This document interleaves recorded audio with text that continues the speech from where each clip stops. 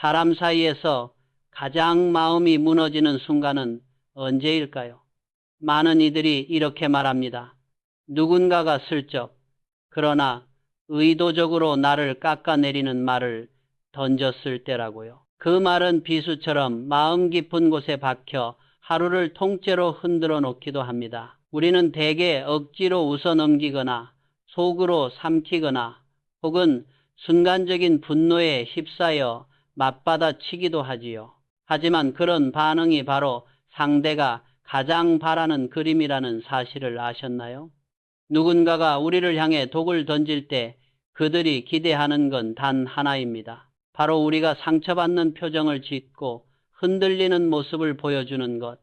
그 반응 하나로 상대는 속으로 통했구나 하는 기묘한 쾌감을 얻습니다.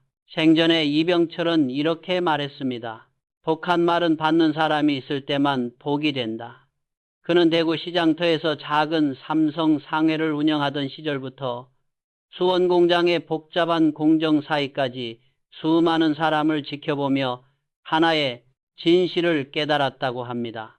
누군가가 질투와 열등감에서 만들어낸 독 같은 말은 우리가 받아들일 때만 힘을 갖는다는 것, 마치 누군가 억지로 건네는 독사과와도 같습니다. 우리가 그 사과를 손에 쥐고 입에 넣어 씹어 삼키는 순간 독은 우리 몸속으로 퍼지지만 받지 않으면 독은 고스란히 그 사람 손에 남아버립니다. 이 사실은 현대 심리학에서도 자주 언급됩니다. 심리적 투사 프로젝트라는 개념이지요. 마음속 불안, 시기, 자격지심을 해소하지 못한 사람일수록 그 감정을 타인에게 던져놓고 자신이 우월하다는 착각을 통해 잠시 안정을 얻으려고 합니다. OECD의 2023년 사회심리보고서에서도 타인을 향한 언어적 공격은 개인의 낮은 정서 안정성과 강하게 연관된다고 분석했을 정도입니다. 결국 독의 근원은 공격자 내부에 있는 것입니다. 그들은 스스로의 마음을 감당하지 못하기 때문에 누군가에게 떠넘기려는 것뿐이지요. 그렇다면 우리가 해야 할 일은 무엇일까요? 바로 그 독을 받아들이지 않는 것입니다. 반응하지 않으면 독은 우리의 것이 되지 않고 그 말을 던진 사람이 다시 그 독과 마주하게 됩니다. 그렇기에 이 영상에서는 이병철 회장이 생전 수많은 현장에서 직접 보고 깨달았던 상대의 혀를 단번에 꺾어버리는 세 가지 말, 단 세 문장을 소개하려 합니다. 억센 말도 필요 없습니다. 싸울 필요도 없습니다. 단 세 문장만으로 상대가 더는 아무 말도 이어가지 못하게 만드는 방법입니다. 지금 당신 마음속에도 혹시 어떤 한 사람이 스쳐 지나가나요? 갑자기 던진 비아냥, 조용히 내 마음을 흔들어 놓았던 말, 그때의 불쾌함과 억울함이 다시 떠오를 수도 있습니다. 그렇다면 이 이야기는 더욱 놓칠 수 없습니다. 삶의 후반부로 갈수록 인간관계는 점점 복잡해지고 말 한마디가 관계 전체의 향방을 바꾸기도 합니다. 통계적으로도 50대 이후의 관계 스트레스는 경제적 스트레스보다 삶의 만족도에 더 큰 영향을 미친다고 합니다. 즉, 인간관계에서 받는 상처를 어떻게 다루느냐가 남은 인생의 평온을 결정짓는 중요한 변수라는 뜻이지요. 본격적으로 들어가기 전에 이 영상이 도움이 되셨다면 구독과 좋아요는 큰 힘이 됩니다. 당신의 하루와 마음을 지켜내는 콘텐츠를 계속 만드는데 큰 격려가 됩니다. 자, 이제 본론으로 들어가 볼까요? 사람들이 가장 자주 실수하는 순간이 있습니다. 누군가가 빈정대는 말을 던졌을 때 우리는 본능적으로 상처받은 표정을 짓거나 억지로 웃어넘기거나 순간적으로 발끈해버리곤 합니다. 그런데 이병철은 이렇게 말했습니다. 상대의 독한 말에 감정을 실어 반응하는 순간 이미 성패는 갈린다. 이 말은 단순한 충고가 아니라 인간 심리에 대한 깊은 통찰입니다. 말은 반응을 만나야 힘을 갖습니다. 공격적인 말도 반응을 얻지 못하면 그 자리에서 힘을 잃습니다. 그래서 첫 번째 방법은 아주 단순하지만 결정적인 문장입니다. 바로 이렇게 말하는 것입니다. 어떤 뜻이십니까?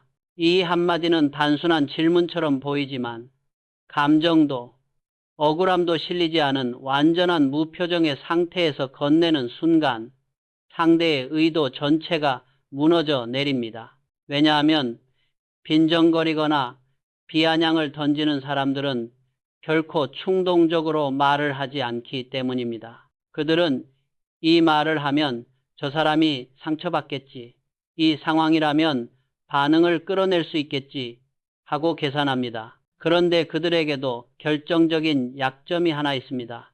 자신이 악인으로 보이는 것을 누구보다 싫어한다는 것입니다. 그래서 직접적인 말은 하지 못하고 빙빙 돌려 말하고 은근히 찌르고 모호하게 던집니다. 비겁하지만 그게 그들의 방식입니다. 따라서 어떤 뜻이십니까?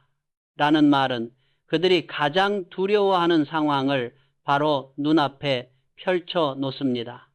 그 말의 진짜 의미를 스스로 설명해야 하는 상황, 즉 자신의 악의를 스스로 인정해야 하는 상황이 되기 때문입니다. 결국 그들은 당황하고 말을 얼버무리거나 슬그머니 자리를 피할 수밖에 없습니다. 이 간단한 문장은 감정 소모 없이 상대의 비아냥을 무너뜨리는 가장 강력한 첫 번째 칼이 됩니다. 당신도 이 말을 실제 상황에서 사용해 본 적이 있나요? 혹은 이런 말을 들려주었어야 했던 순간이 떠오르시나요? 우리가 마음을 지키기 위해 필요한 것은 때로 복잡한 기술이 아니라 딱 한 문장일 때가 많습니다. 그리고 그 단단함이 인간관계의 지형을 바꿉니다. 이병철이 현장에서 직접 목격했던 또 하나의 장면을 떠올려 봅시다. 수원 공장을 돌던 어느 날 능력도 있고 묵묵히 자신의 일을 해내던 한 젊은 직원이 있었습니다. 그는 늘 조용했지만 성실했고 맡은 일을 정확하게 처리하는 사람이었습니다. 그런데 그 직원에게 선배가 은근하게 독을 품은 말을 건넸습니다. 요즘 살이 좀 오른 것 같네. 일은 괜찮아. 누가 들어도 외모를 비꼬는 말이었고 동시에 너 요즘 나태한 것 아니냐 라는 함의까지 담긴 공격적 문장이었습니다. 하지만 그 젊은 직원은 흔들리지 않았습니다. 그는 표정을 지우고 감정을 억누르는 대신 담담한 태도로 단 한마디를 말했습니다. 어떤 뜻이십니까?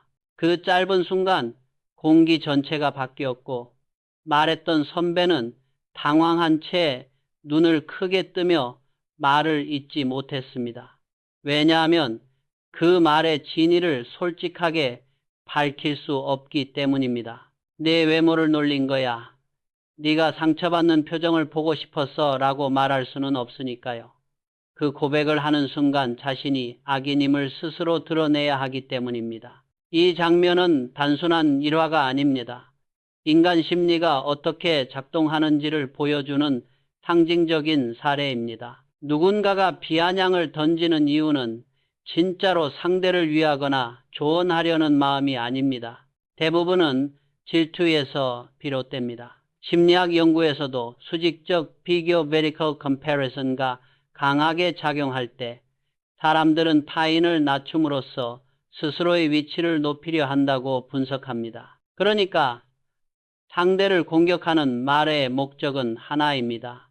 나를 낮추어 그들이 스스로 높아진 듯한 착각을 느끼는 것. 그러나 어떤 뜻이십니까? 라는 질문은 이 착각의 사다리를 순식간에 걷어차버립니다.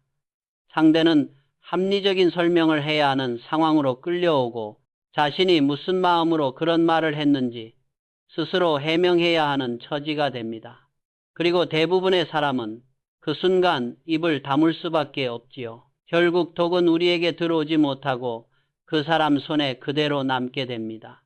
이 첫 번째 문장이 인간관계 속 불편함을 무너뜨리는 강력한 도구가 된다면 두 번째 문장은 상황을 완전히 다른 국면으로 바꾸는 힘을 갖고 있습니다.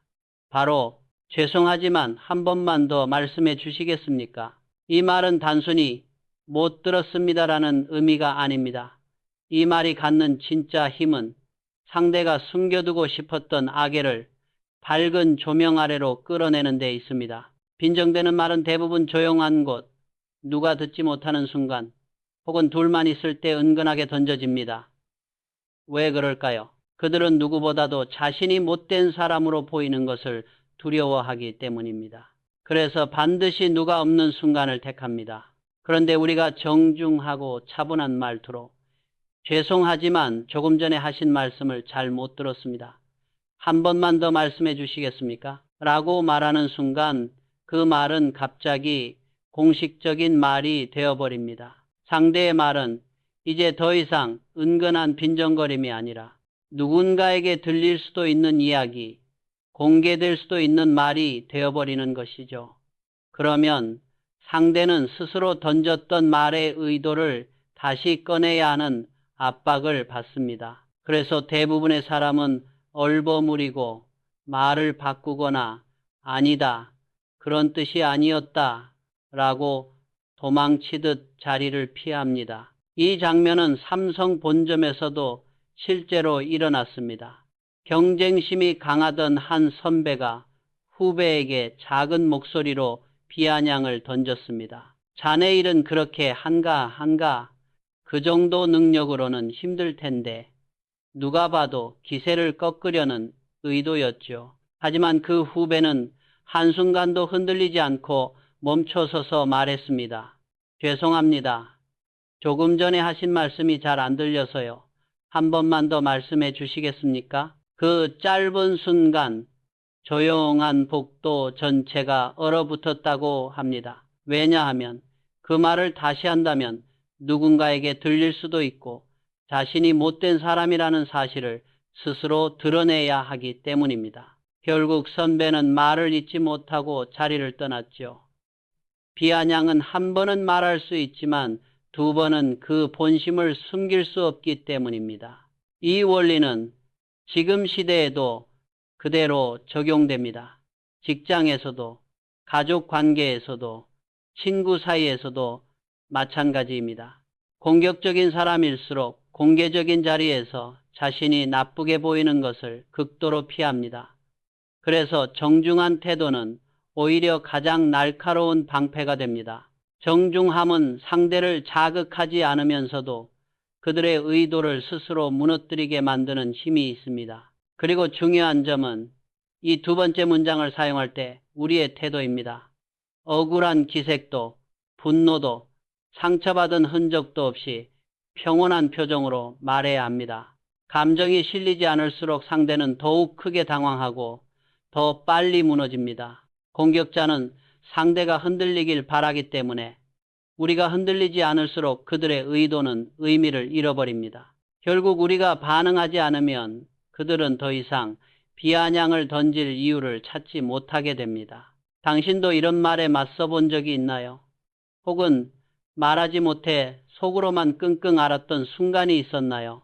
많은 이들이 상처받는 이유는 마음이 약해서가 아니라 오히려 마음이 투명하고 선명하기 때문입니다. 그래서 독이 쉽게 스며드는 것처럼 느껴지지요.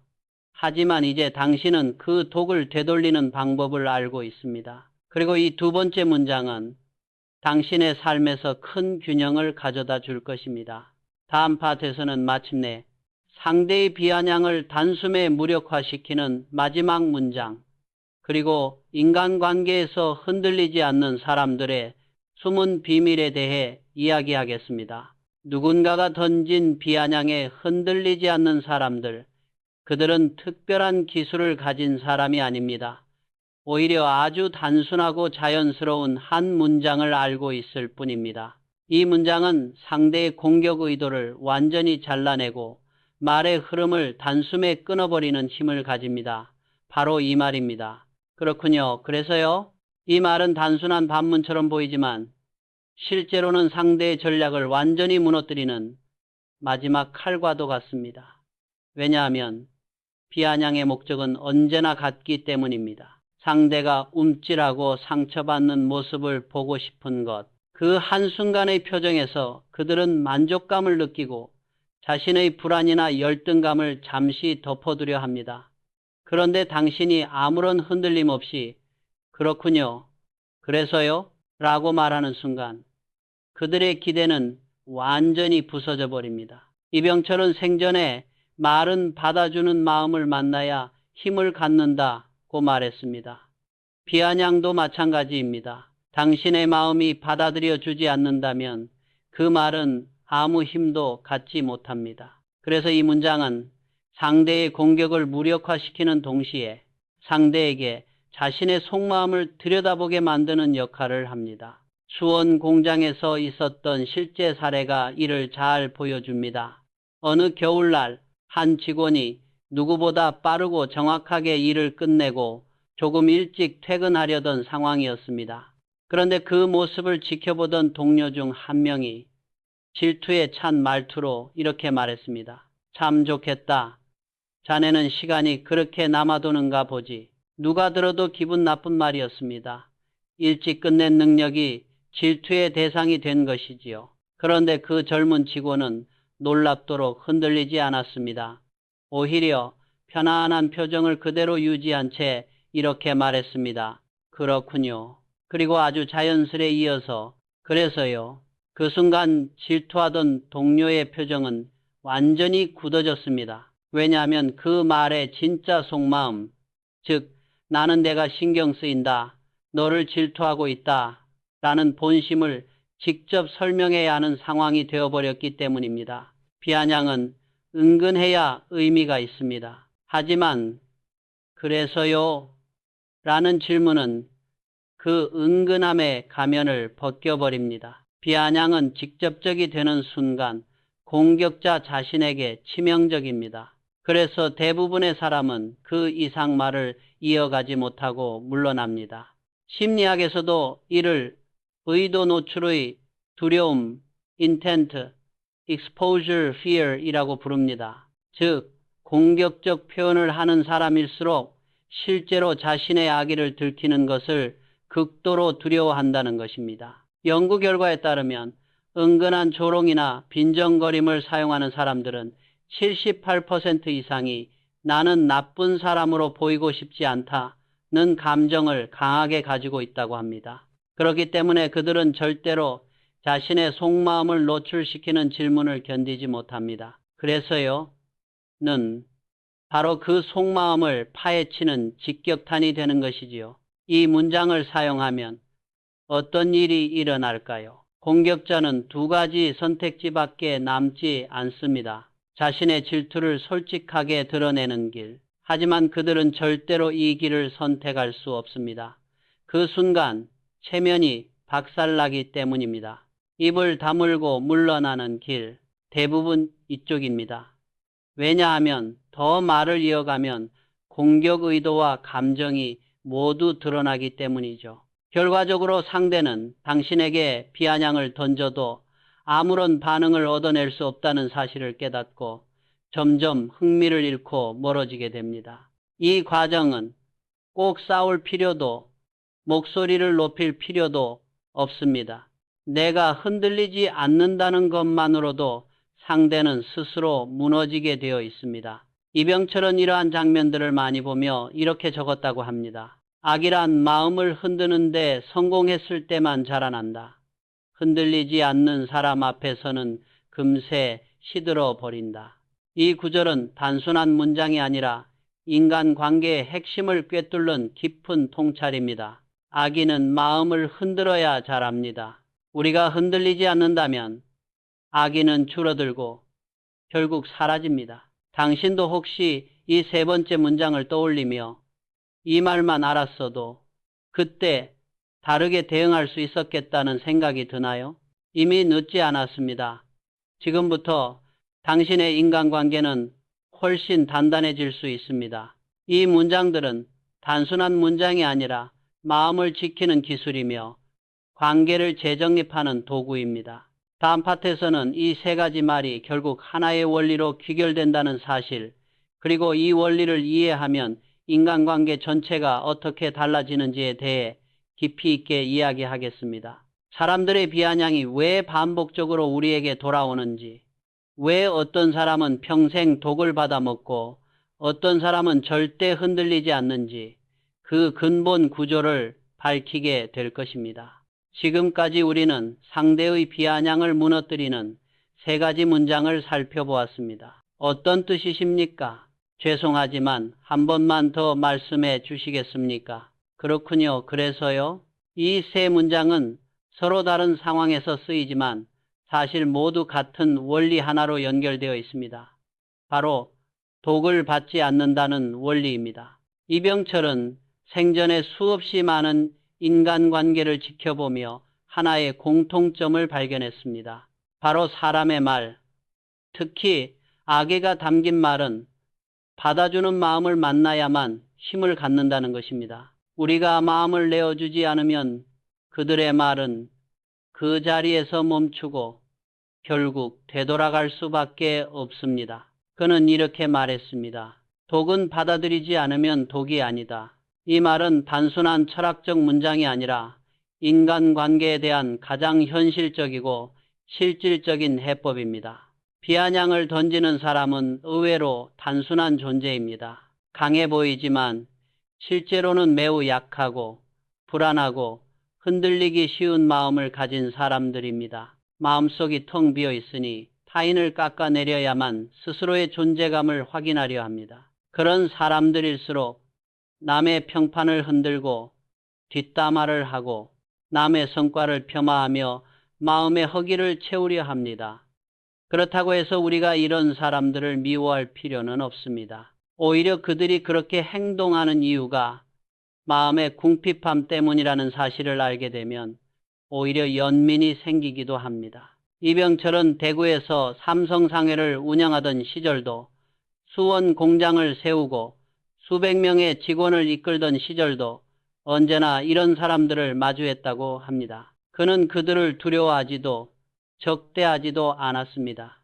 오히려 이렇게 생각했다고 합니다. 독을 만드는 이는 마음이 궁핍한 사람이다. 독을 받는 이는 그 독을 받아들일 때만 상처를 입는다. 즉, 우리가 상처받는 이유는 우리가 약해서가 아니라 너무 맑고 선명한 마음을 가졌기 때문입니다. 맑은 물이 작은 오염에도 쉽게 흔들리는 것처럼 마음이 투명한 사람일수록 독한 말이 더 깊게 파고들 수 있습니다. 그러나 이제는 그럴 필요가 없습니다. 당신은 이미 독을 되돌리는 방법을 알고 있습니다. 상대에게 휘둘리지 않는 법, 마음을 지키는 기술을 갖게 되었습니다. 지금부터는 이 세 문장이 실제로 어떻게 인간관계를 변화시키는지, 그리고 이 원리를 일상에서 어떻게 적용할 수 있는지 이야기해 보겠습니다. 1. 말은 반응을 먹고 자란다. 악어 있는 말은 우리 속에서 감정이 흔들릴 때만 자라납니다. 우리가 움찔하면 그 말의 힘은 커지고 상대는 그 힘을 다시 사용하려 합니다. 그러나 우리가 반응하지 않으면 그 말은 힘을 잃습니다. 심리학에서는 이를 정서적 비반응성 (emotional non-reactivity라고 부르며 갈등 상황을 약 60% 이상 완화시키는 효과가 있다고 분석합니다. 즉, 우리가 반응하지 않을수록 상대의 공격은 스스로 사라집니다. 이 독은 받는 사람이 있어야만 존재한다. 당신이 독을 받지 않으면 그 독은 다시 만든 사람에게 돌아갑니다. 이는 인간관계의 자연스러운 법칙입니다. 일본의 사회심리 교수 이노우에 유키는 부정적 언어는 순환하며 거부된 부정성은 결국 발신자에게 귀속된다고 분석한 바 있습니다. 쉽게 말해 나쁜 말은 마음이 머물 곳을 잃으면 결국 그 사람에게 다시 떨어진다는 뜻이지요. 이 진실을 이해하는 순간 우리는 더 이상 누군가의 말 때문에 흔들릴 필요가 없습니다. 산품격 있는 대응은 공격자의 그림자를 드러낸다. 우리가 조용히 담담하게 질문으로 되받아칠 때 상대는 스스로의 마음을 바라보게 됩니다. 감정적으로 대응하면 갈등이 커지지만 침착한 질문은 상대의 의도를 스스로 무너뜨립니다. 그래서 이병철의 세 가지 질문은 평범한 문장이 아니라 심리적 거울입니다. 질문 하나만으로 상대의 마음속 그림자를 그대로 비추어 주는 것이죠. 결국 우리가 던지는 이 세 문장은 상대를 부끄럽게 만드는 것이 목적이 아닙니다. 그저 그들의 독이 우리 안으로 들어오지 못하게 막는 것입니다. 우리가 상처받지 않을 때 상대의 독은 힘을 잃고 스스로 무너집니다. 혹시 지금 떠오르는 사람이 있나요? 그 사람이 던졌던 말, 그때의 불쾌함과 억울함이 다시 마음을 스칠 수도 있습니다. 하지만 이제는 다릅니다. 당신은 더 이상 그 독을 받아들일 필요가 없습니다. 다음 파트에서는 이 세 문장을 실제 삶에서 어떻게 사용할 수 있는지, 그리고 마지막으로 이병철이 남긴 가장 단호하고 품격 있는 문장, 당신의 인간관계를 완전히 바꿀 수 있는 문장을 깊이 있게 다루겠습니다. 지금까지 우리는 상대의 비아냥과 독을 무력화시키는 세 가지 질문을 살펴보며 그 본질이 결국 독을 받지 않는 것이라는 사실을 확인했습니다. 이제 남은 것은 이를 실제 삶 속에서 어떻게 활용할 수 있는지, 그리고 이병철이 마지막으로 남긴 가장 단호하면서도 품격 있는 대응 관계를 완전히 정리하는 문장에 대해 깊이 있게 이야기하는 것입니다. 이 문장은 싸우지도 않고 상처받지도 않고 흔들리지도 않으면서 관계의 경계를 단단하게 세워주는 힘을 가집니다. 우리는 종종 생각합니다. 나는 왜 저 사람이 던진 말에 이렇게 흔들릴까? 내가 너무 약한 걸까? 하지만 이병철은 정반대의 통찰을 남겼습니다. 사람이 상처받는 이유는 약해서가 아니라 마음이 맑고 정직하기 때문이다. 맑은 사람일수록 타인의 말이 깊이 스며듭니다. 왜냐하면 스스로 악의를 가지고 살아가지 않기 때문에 악에 있는 말에 더 민감하게 반응하는 것이지요. 그러나 이제는 그 말들에 더 이상 흔들릴 필요가 없습니다. 당신은 이미 세 가지 칼을 손에 넣었고 이제 마지막 칼까지 배우게 됩니다. 1. 독을 던지는 사람들의 심리구조. 우리가 먼저 이해해야 할 것은 비아냥을 던지는 사람들도 처음부터 악한 의도로 가득한 존재가 아니라는 사실입니다. 그들은 대부분 질투, 비교, 열등감의 압력, 내적 공허함 때문에 독을 만들어냅니다.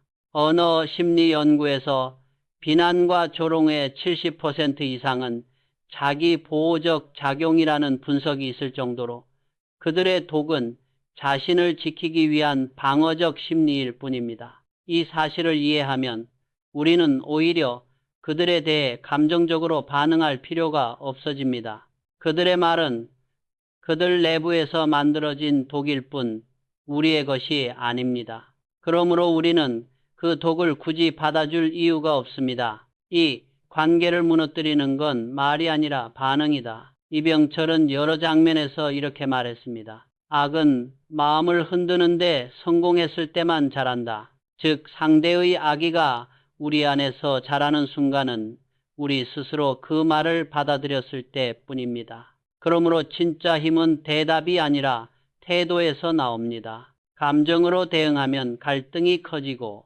무반응으로 대응하면 상대는 스스로 무너지고 질문으로 대응하면 상대는 자신의 의도를 설명해야 하는 상황에 놓이게 됩니다. 이 세 가지 문장은 모두 상대에게 너의 의도를 말해보라고 요구하는 질문들입니다. 그리고 악에 있는 말은 절대 정면으로 설명될 수 없습니다. 그래서 무너지는 것입니다. 삼독을 되돌리는 마지막 문장. 그렇군요. 감사합니다. 이 문장은 단순한 감사 표현이 아닙니다. 이 말의 진짜 힘은 완전한 단절에 있습니다. 공격자에게 더 이상 말할 여지를 주지 않으며 동시에 당신의 감정과 품격도 지켜주는 완벽한 마침표입니다. 상대가 독을 던졌을 때 우리가 이렇게 말하면 어떤 일이 벌어질까요? 첫째, 상대의 독은 우리에게 스며들지 않고 허공으로 흩어집니다. 둘째, 상대는 자신의 공격이 아무런 영향도 미치지 못한다는 사실을 깨닫습니다. 셋째, 관계의 경계가 단단하게 그어집니다. 넷째, 당신은 공격받지 않고도 상황을 우아하게 끝낼 수 있습니다. 이병철은 이렇게 말했습니다. 악은 받아주는 사람이 있을 때만 자라난다. 무시하면 썩어 없어지고 받아들이면 평정을 갉아먹는다. 그렇군요. 감사합니다. 라는 문장은 바로 이 원리를 정교하게 적용한 문장입니다. 4. 실제 사례로 보는 그렇군요. 감사합니다. 의 힘. 한 임원이 회의 자리에서 자신보다 어린 직원에게 질투 섞인 말을 던졌던 일이 있었다고 합니다. 요즘 참 운이 좋네. 뭐 오래 가겠어? 누가 들어도 기분 나쁜 말이었습니다. 대부분이라면 억울함에 변명하거나 혹은 웃어넘기려 했을지도 모릅니다. 그러나 그 직원은 담담하게 말했습니다. 그렇군요. 감사합니다. 그 말은 싸움을 만들지도 않고 자신을 낮추지도 않으며 상대를 도발하지도 않습니다. 그러나 그 순간 공격자는 할 말을 잃었습니다. 왜냐하면 감사 인사를 받은 순간 자신이 던진 독은 허공 속에서 사라지고 자신만 어색함 속에 남게 되기 때문입니다. 이 문장은 이 관계에서 더 이상 공격이 통하지 않는다는 무언의 선언입니다. 그러면서도 품격을 잃지 않지요. 5. 상처받지 않는 인간관계의 원칙.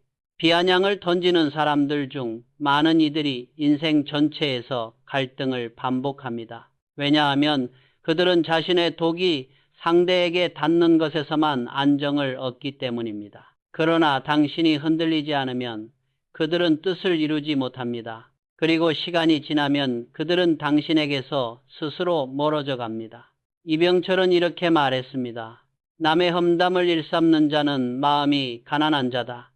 그들이 만든 독은 받아주는 마음이 없으면 스스로 주인을 찾아간다. 즉, 악인은 항상 되돌아가도록 설계된 것입니다. 우리는 그저 받지 않으면 됩니다. 6.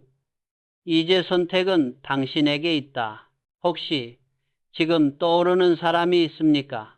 그 사람이 다시 독을 던진다면 당신은 어떤 문장을 가장 먼저 떠올리게 될까요? 어떤 뜻이십니까? 죄송하지만 한 번만 더 말씀해 주시겠습니까? 그렇군요. 그래서요. 그리고 마지막 문장. 그렇군요. 감사합니다. 이 네 가지 문장은 단순히 말을 되받아치는 기술이 아니라 당신의 평온과 품격을 지키는 도구입니다. 다음 파트에서는 바로 이 네 문장을 상황별로 어떻게 적용할 수 있는지, 그리고 반복되는 비아냥을 완전히 끊어내는 실전 전략을 다루겠습니다. 진짜로 상처받지 않는 삶으로 가는 길이 어떻게 시작되는지 보여드리겠습니다. 이제 우리는 비아냥을 무너뜨리는 네 가지 문장을 모두 이해했습니다. 그러나 이 문장들을 언제 어떻게 사용해야 가장 강력한 효과를 낼 수 있을까요? 말 자체만 아는 것과 실제 상황에서 자연스럽게 적용하는 것은 전혀 다른 문제입니다. 특히 인간관계는 감정의 파도가 격하게 밀려오는 순간에 이루어지기 때문에 평온한 시기에는 쉽게 떠오르던 말도 막상 그 자리에서는 기억나지 않기 마련이지요. 그래서 이번 파트에서는 네 가지 문장을 실제 상황에서 사용하는 실전 매뉴얼을 이야기합니다. 이는 단순한 말하기 기술이 아니라 당신의 감정, 태도, 관계의 경계를 동시에 지켜주는 전략적 접근입니다. 1. 첫 번째 문장. 어떤 뜻이십니까? 은근한 비아냥의 즉각 적용. 이 문장은 상대가 빙빙 돌려 말하거나 일부러 애매한 톤으로 던지는 비아냥에 가장 효과적입니다. 왜냐하면 그들은 대부분 노골적인 공격이 아니라 가려진 공격을 선택하기 때문입니다. 이때 당신이 감정 없이 평온한 목소리로 말하는 것이 핵심입니다. 사용해야 할 상황 예시. 외모나 습관을 은근히 비꼴 때 요즘 왜 이렇게 여유가 많아? 같은 모호한 공격, 분위기를 흐리는 농담처럼 던지는 비아냥. 이 문장을 사용하는 순간 상대는 자신의 의도를 설명해야 하는 압박에 놓여 스스로 말문이 막히게 됩니다. 핵심 포인트. 표정 없는 중립의 태도가 이 문장의 힘을 극대화합니다. 당황도 억울함도 웃음도 필요 없습니다. 그저 질문만 던지면 됩니다. 이 두 번째 문장, 죄송하지만 한 번만 더 말씀해 주시겠습니까? 은밀한 빈정거림의 적용. 비아냥을 던지는 사람들은 공통적인 버릇이 있습니다. 누가 듣지 못할 때 사람들이 흩어진 후 목소리를 낮춰 공격한다는 점입니다. 왜냐하면 그들은 누구보다도 못된 사람으로 보이는 것을 두려워하기 때문입니다. 이때 이 문장은 상황을 완전히 뒤집습니다. 소리 없이 던진 비아냥을 공식적인 말, 사람들이 들을 수도 있는 말로 바꿔버리기 때문입니다. 사용해야 할 상황 예시. 둘만 있는 상황에서 은근한 조롱, 지나가며 툭 던진 한마디, 낮은 목소리로 감정을 찌르는 말. 이 문장을 사용하는 순간 상대는 자신의 악의를 반복해서 말해야 하는 상황이 되며 대부분은 공포를 느끼고 주저앉습니다. 핵심 포인트. 정중함일수록 상대는 더 큰 압박을 느낍니다. 3. 세 번째 문장. 그렇군요. 그래서요? 공격 의도를 완전히 끊는 반문. 이 문장은 상대의 말 속에 담긴 너 좀 흔들려 봐라 하는 기대를 무너뜨립니다. 비아냥을 던지는 사람은 당신이 움찔하기를 바라지만 당신이 전혀 흔들리지 않고 오히려 상황을 되묻는다면 그들은 자신의 속마음을 설명해야 하는 처지가 됩니다. 사용해야 할 상황 예시. 너 요즘 너무 운 좋은 거 아니야? 그 정도 실력으로 되겠어? 노골적으로 폄하하는 말. 이 문장은 특히 노골적 비아냥에 강합니다.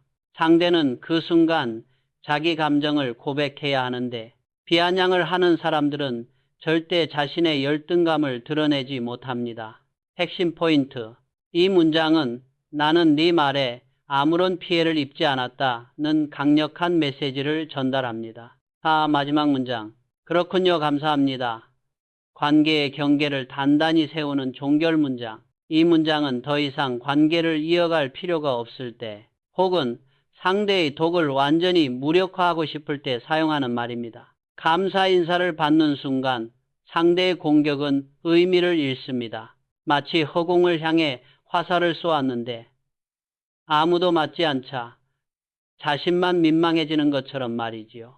사용해야 할 상황, 예시. 반복적으로 공격하는 사람, 더 이상 싸울 가치가 없는 사람, 직장, 모임, 가족 내에서. 선을 그어야 할 때, 감정적 소모를 줄이고 상황을 빠르게 종료하고 싶을 때.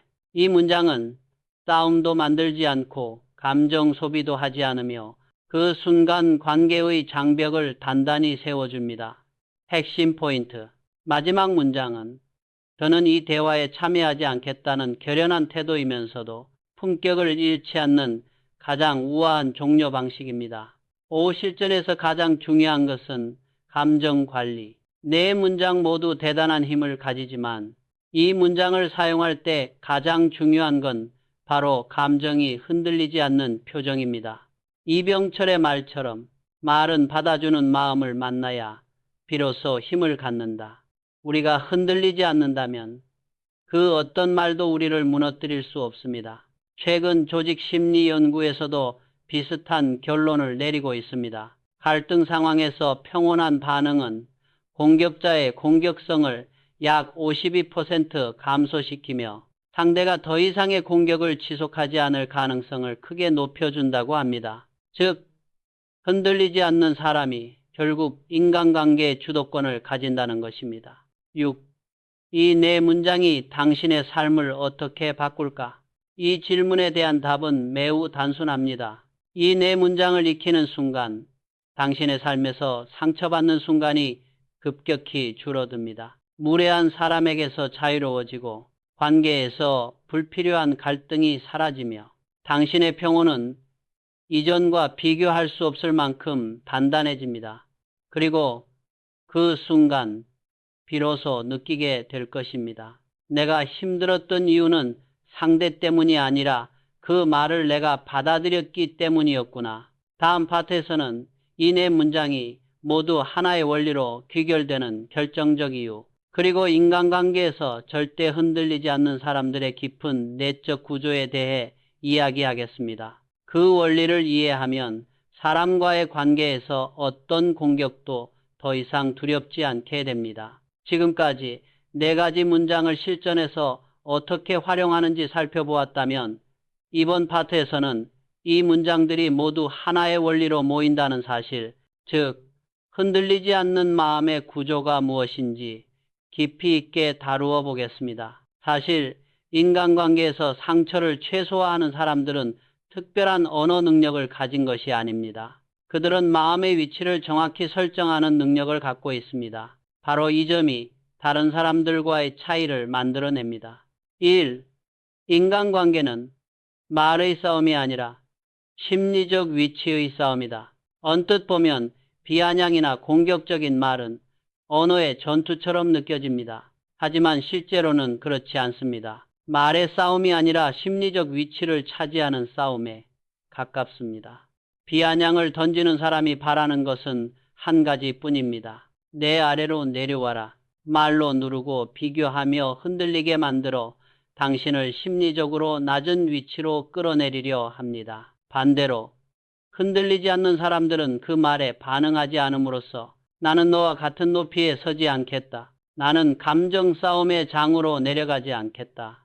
라는 메시지를 내보냅니다. 즉, 말에 대응하는 것이 아니라 위치를 지키는 것이 핵심입니다. 이 독을 받지 않는다는 것은 상대의 심리적 게임을 거부하는 것이다. 비아냥을 던지는 사람들은 일종의 감정 게임을 하고 있습니다. 그 게임은 다음과 같은 구조로 이루어져 있습니다. 공격한다. 상대가 상처받는다. 상대가 반응한다. 그 반응을 보며 만족감을 얻는다. 이 게임은 상대가 3번 단계로 넘어오지 않으면 성립할 수 없습니다. 즉, 우리가 반응하지 않으면 게임은 1단계에서 종료됩니다. 그 자체로 완벽한 승리입니다. 어떤 뜻이십니까? 는 그 게임을 분석하는 질문이고, 죄송하지만 다시 말씀해 주시겠습니까? 는 게임판을 뒤집는 질문이며, 그래서요? 는 게임을 아예 깨는 질문이고, 감사합니다는 게임의 종료 선언입니다.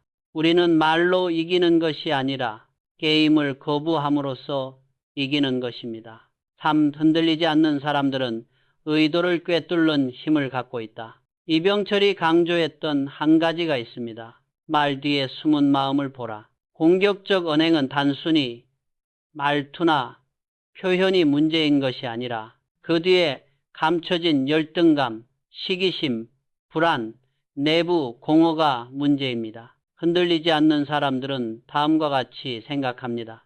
이 사람은 나를 공격하려는 것이 아니라 자기 마음을 나에게 던지고 있을 뿐이구나. 이 말은 나의 문제라기보다 이 사람의 마음에서 온 것이구나. 이 말의 독은 내가 받아들이지 않는 순간 효력을 잃는다. 이 관점을 갖는 순간 상대의 말은 더 이상 위협이 아니라 단순한 소음이 됩니다. 4. 인간관계가 더 단단해지는 이유.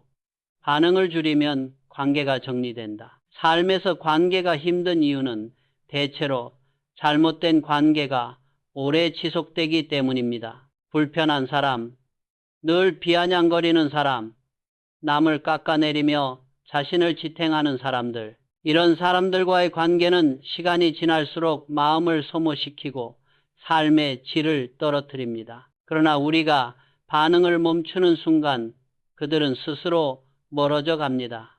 왜냐하면 그들이 원하는 감정적 반응을 얻을 수 없기 때문입니다.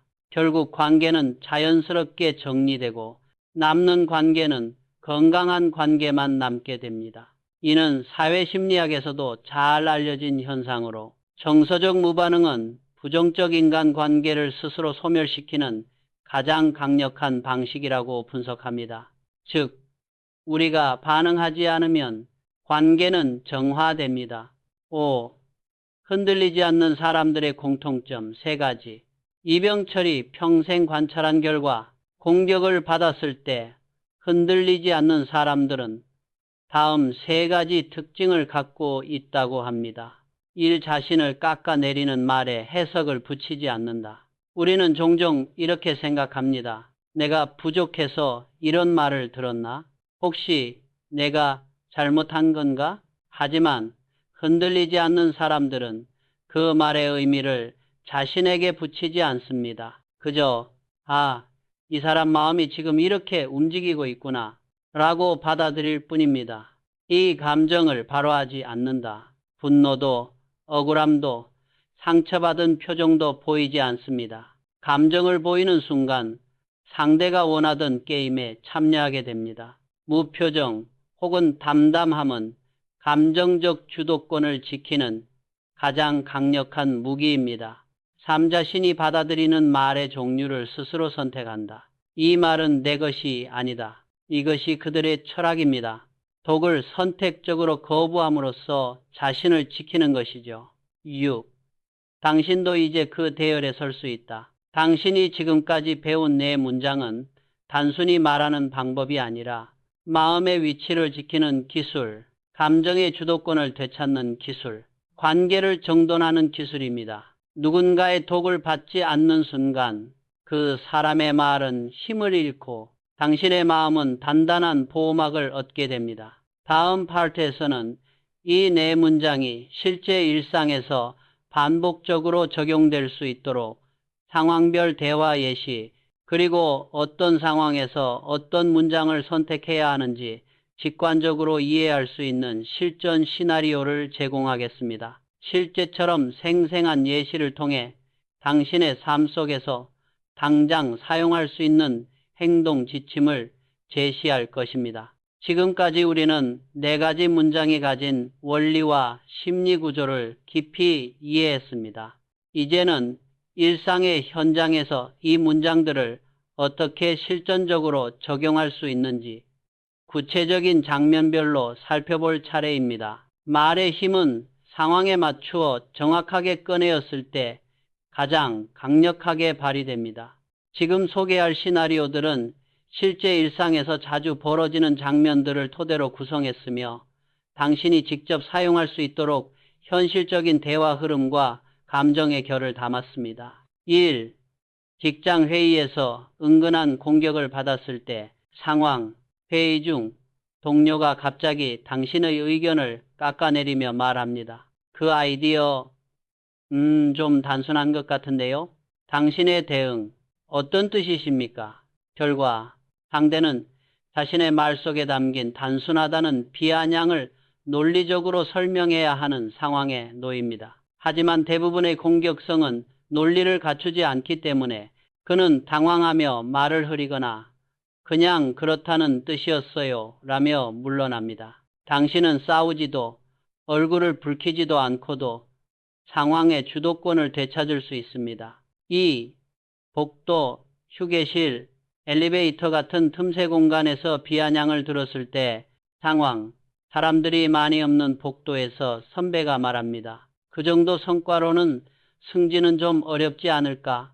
당신의 대응, 죄송하지만 조금 전에 하신 말씀 잘 못 들었습니다. 한 번만 더 말씀해 주시겠습니까? 결과, 이 말은 비밀리에 공격한다는 상대의 전략을 완전히 무너뜨립니다. 그 순간 말은 더 이상 은근한 조롱이 아니라 공식적이고 기록될 수도 있는 말로 바뀌기 때문에 상대는 절대 반복할 수 없습니다. 이 한 문장만으로 상대는 당황하고 대화가 즉시 종료됩니다. 삶질투에 기반한 직접적인 폄하를 들었을 때 상황, 겉으로는 농담처럼 보이지만 실제로는 당신을 깎아내리는 말이 들어옵니다. 네가 그 정도로 잘 나갔다고 생각하나 보네. 당신의 대응, 그렇군요. 그래서요? 결과, 당신이 전혀 흔들리지 않는다는 메시지가 명확하게 전달됩니다. 이 질문은 상대의 비아냥 속 의미를 본인이 직접 설명해야 하는 상황을 만들어 그들의 공격 의도를 스스로 폭로하게끔 강요합니다. 결국 공격자는 자신의 열등감을 드러내지 않기 위해 입을 닫을 수밖에 없습니다. 4. 집안 모임, 친척 자리에서 은근한 비교를 당했을 때 상황, 명절이나 가족 모임에서 흔히 들리는 말이 있습니다. 너는 언제쯤 좀 철이 들려고 하니? 다른 집 애들은 다 잘 나가는데 당신의 대응 어떤 뜻이십니까? 또는 상황에 따라 그렇군요. 감사합니다. 결과 가족 간 대화는 감정적 색채가 강하기 때문에 정면으로 부딪히거나 감정적으로 대응하면 갈등이 심화될 가능성이 높습니다. 따라서 간단하면서도 품격 있게 동시에 단호한 메시지를 전달할 수 있는 문장이 필요합니다. 감사합니다라는 말은 싸움을 만들지 않으면서도 더 이상의 공격을 막는 강력한 관계의 경계선 역할을 합니다. 친구, 지인 관계에서 교묘한 비교 프레임을 걸어올 때 상황, 친구가 말합니다. 넌 왜 항상 그런 식이야? 사람 좀 챙겨. 겉으로는 잔소리처럼 들리지만 사실은 비아냥일 때가 많습니다. 당신의 대응, 죄송하지만 방금 하신 말 한 번만 더 말씀해 줄 수 있어? 결과, 친구 관계는 미묘하기 때문에 감정적으로 대응하면 관계가 더 틀어질 수 있습니다. 그러나 이렇게 정중하게 되묻는 순간 그 말이 공격적 의도를 가졌다는 사실이 상대에게 고스란히 드러납니다. 그들은 말의 진위를 밝힐 수 없기 때문에 자연스럽게 물러날 수밖에 없습니다. 6. 반복적으로 독을 던지는 사람에게 마지막 종결을 선언하고 싶을 때 상황, 늘 비아냥거리고 만나면 꼭 당신을 찌르는 말을 던지는 사람이 있습니다. 더 이상 대응할 가치도 느껴지지 않습니다. 당신의 대응, 그렇군요. 감사합니다. 결과, 이 문장은 상대에게 너의 말은 이제 나에게 아무 영향도 없다는 메시지를 전달합니다. 싸움도 만들지 않고 감정도 소모하지 않고 품격도 잃지 않으면서 대화를 완벽하게 차단합니다. 그리고 매우 중요한 효과가 하나 더 있습니다. 상대는 이 말 이후 당신에게 다시는 공격을 시도하지 않습니다. 왜냐하면 그들의 독이 더 이상 통하지 않는다는 사실을 깨닫기 때문입니다. 실말 외에 가장 중요한 포인트, 감정의 비가시화. 네 문장은 모두 강력하지만 그 힘의 70%는 감정이 드러나지 않는 표정에서 나옵니다. 얼굴이 흔들리지 말 것, 억울함을 드러내지 말 것, 웃어 넘기지도 말 것, 화내거나 방어하지도 말 것. 이 무표정성은 상대의 공격 의도를 거울처럼 반사하며 그들에게 스스로를 보게 만듭니다. 최근 커뮤니케이션 연구에서는 이를 비반응적 통제력, Non-Reactive Dominance 이라고 부르며 갈등 상황에서 가장 강력한 심리적 우위를 제공한다고 분석합니다. 8. 이 네 문장이 당신의 인간관계를 어떻게 바꾸는가? 지금까지 소개한 시나리오들을 이해했다면 당신은 단순히 말하는 방식이 달라지는 것이 아니라 인간관계를 바라보는 전체 시각 자체가 변하고 있다는 사실을 느끼실 겁니다. 더 이상 누군가의 말에 흔들리지 않고 독을 받아들이지 않으며 마음의 주도권을 스스로 쥐게 되고 관계의 주도권 또한 자연스럽게 당신에게 돌아옵니다. 이 변화는 아주 미묘하게 시작되지만 삶 전체에 커다란 안정감을 가져다 줍니다. 다음 파르트에서는 비아냥과 독이 반복되는 관계를 근본적으로 끊어내는 방법, 그리고 어떤 사람과는 더 이상 관계를 이어가지 않아도 되는 이유를 심리적, 사회적 데이터와 함께 깊이 있게 다루겠습니다. 우리가 일상에서 마주하는 비아냥과 독설은 단순한 말싸움이나 감정 충돌이 아닙니다. 그 이면에는 관계의 구조, 상대의 심리 상태, 그리고 우리의 감정 패턴이 복잡하게 얽혀 있습니다. 특히 반복적으로 독을 던지는 사람들은 단순히 무례한 것이 아니라 그들의 내면에 해결되지 않은 감정 문제들이 파도처럼 밀려와 타인을 향해 터져나오는 경우가 많습니다. 이번 파트에서는 바로 이런 사람들과의 관계를 근본적으로 끊어내는 법, 그리고 어떤 관계는 더 이상 이어가지 않아도 된다는 사실을 우리의 삶과 연결해 깊이 있게 다룹니다. 1. 독을 반복적으로 던지는 사람들의 관계 패턴. 이병철은 여러 현장에서 사람들을 관찰하며 확신했습니다. 비아냥을 던지는 사람들은 특징이 분명합니다. 1. 스스로를 낮게 평가한다. 자신을 충분히 가치 있는 존재라고 느끼지 못하는 사람일수록 남을 깎아내리는 방식으로 자존감을 보완하려 합니다. 이 관계에서 주도권을 조종하려 한다. 타인을 불편하게 해야만 자신이 상대보다 위에 있다고 느끼는 심리적 메커니즘이 있습니다. 3. 감정 조절 능력이 부족하다. 미국 심리학협회 APA 연구에 따르면 정서 안정성이 낮은 사람일수록 비난, 조롱, 빈정거림을 사용할 확률이 5배 이상 높습니다. 그들은 결국 자신의 감정을 감당하지 못해 남에게 전가하는 것입니다. 그들이 당신에게 독을 던지는 이유. 우리는 종종 이렇게 오해합니다. 저 사람이 나를 싫어해서 그런 말을 하는 건가?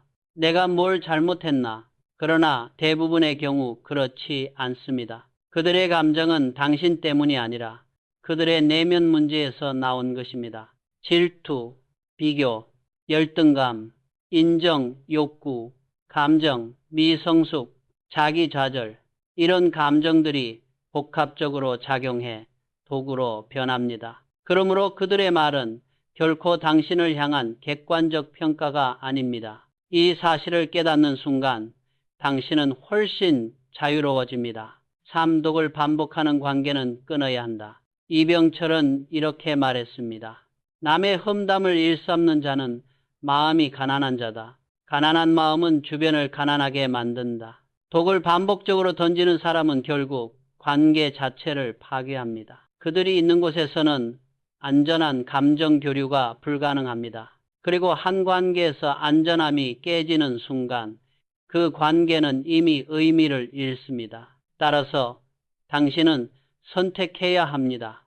나를 지키는가, 관계를 유지하는가. 두 가지를 동시에 선택할 수 있는 경우는 매우 드뭅니다. 4. 관계를 끊는 것이 두려운 이유. 많은 사람들이 이렇게 말합니다. 그래도 가족인데, 오래된 지인인데 괜히 더 불편해질까봐. 그러나 심리학에서는 관계에서 오는 스트레스의 60% 이상이 애매하게 유지된 나쁜 관계에서 비롯된다고 말합니다. 즉, 관계를 끊는 것이 두려워 붙잡는 사람일수록 장기적으로는 더 큰 정서적 소모를 겪게 됩니다. 오독을 되돌리는 네 문장을 통해 자연스럽게 관계가 정리된다. 관계를 억지로 끊을 필요는 없습니다.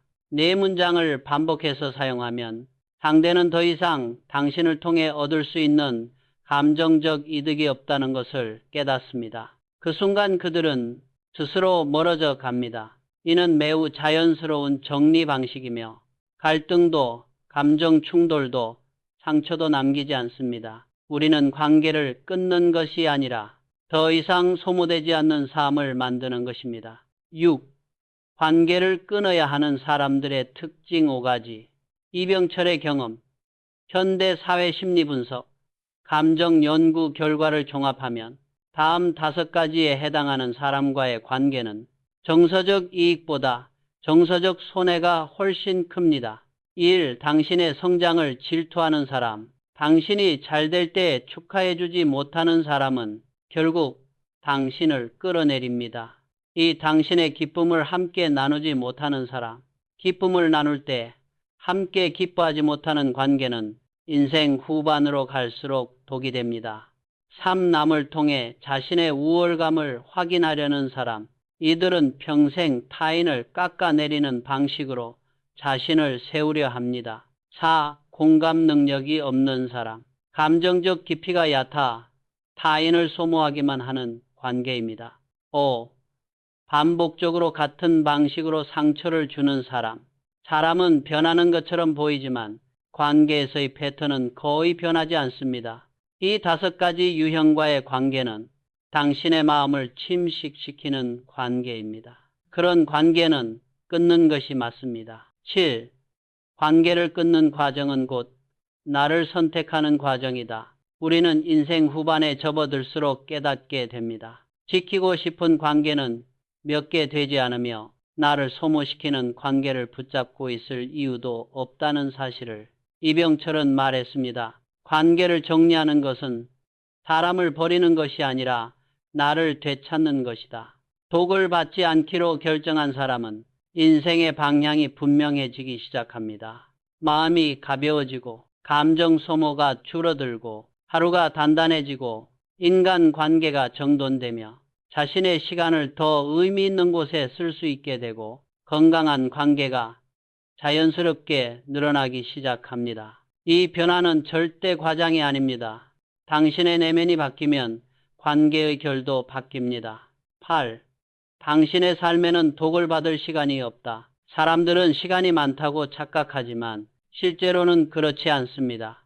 특히 인생 후반부를 바라보는 이들에게 정서적 소모는 삶의 질을 직접적으로 깎아내리는 요인입니다. 따라서 당신은 선택할 수 있습니다.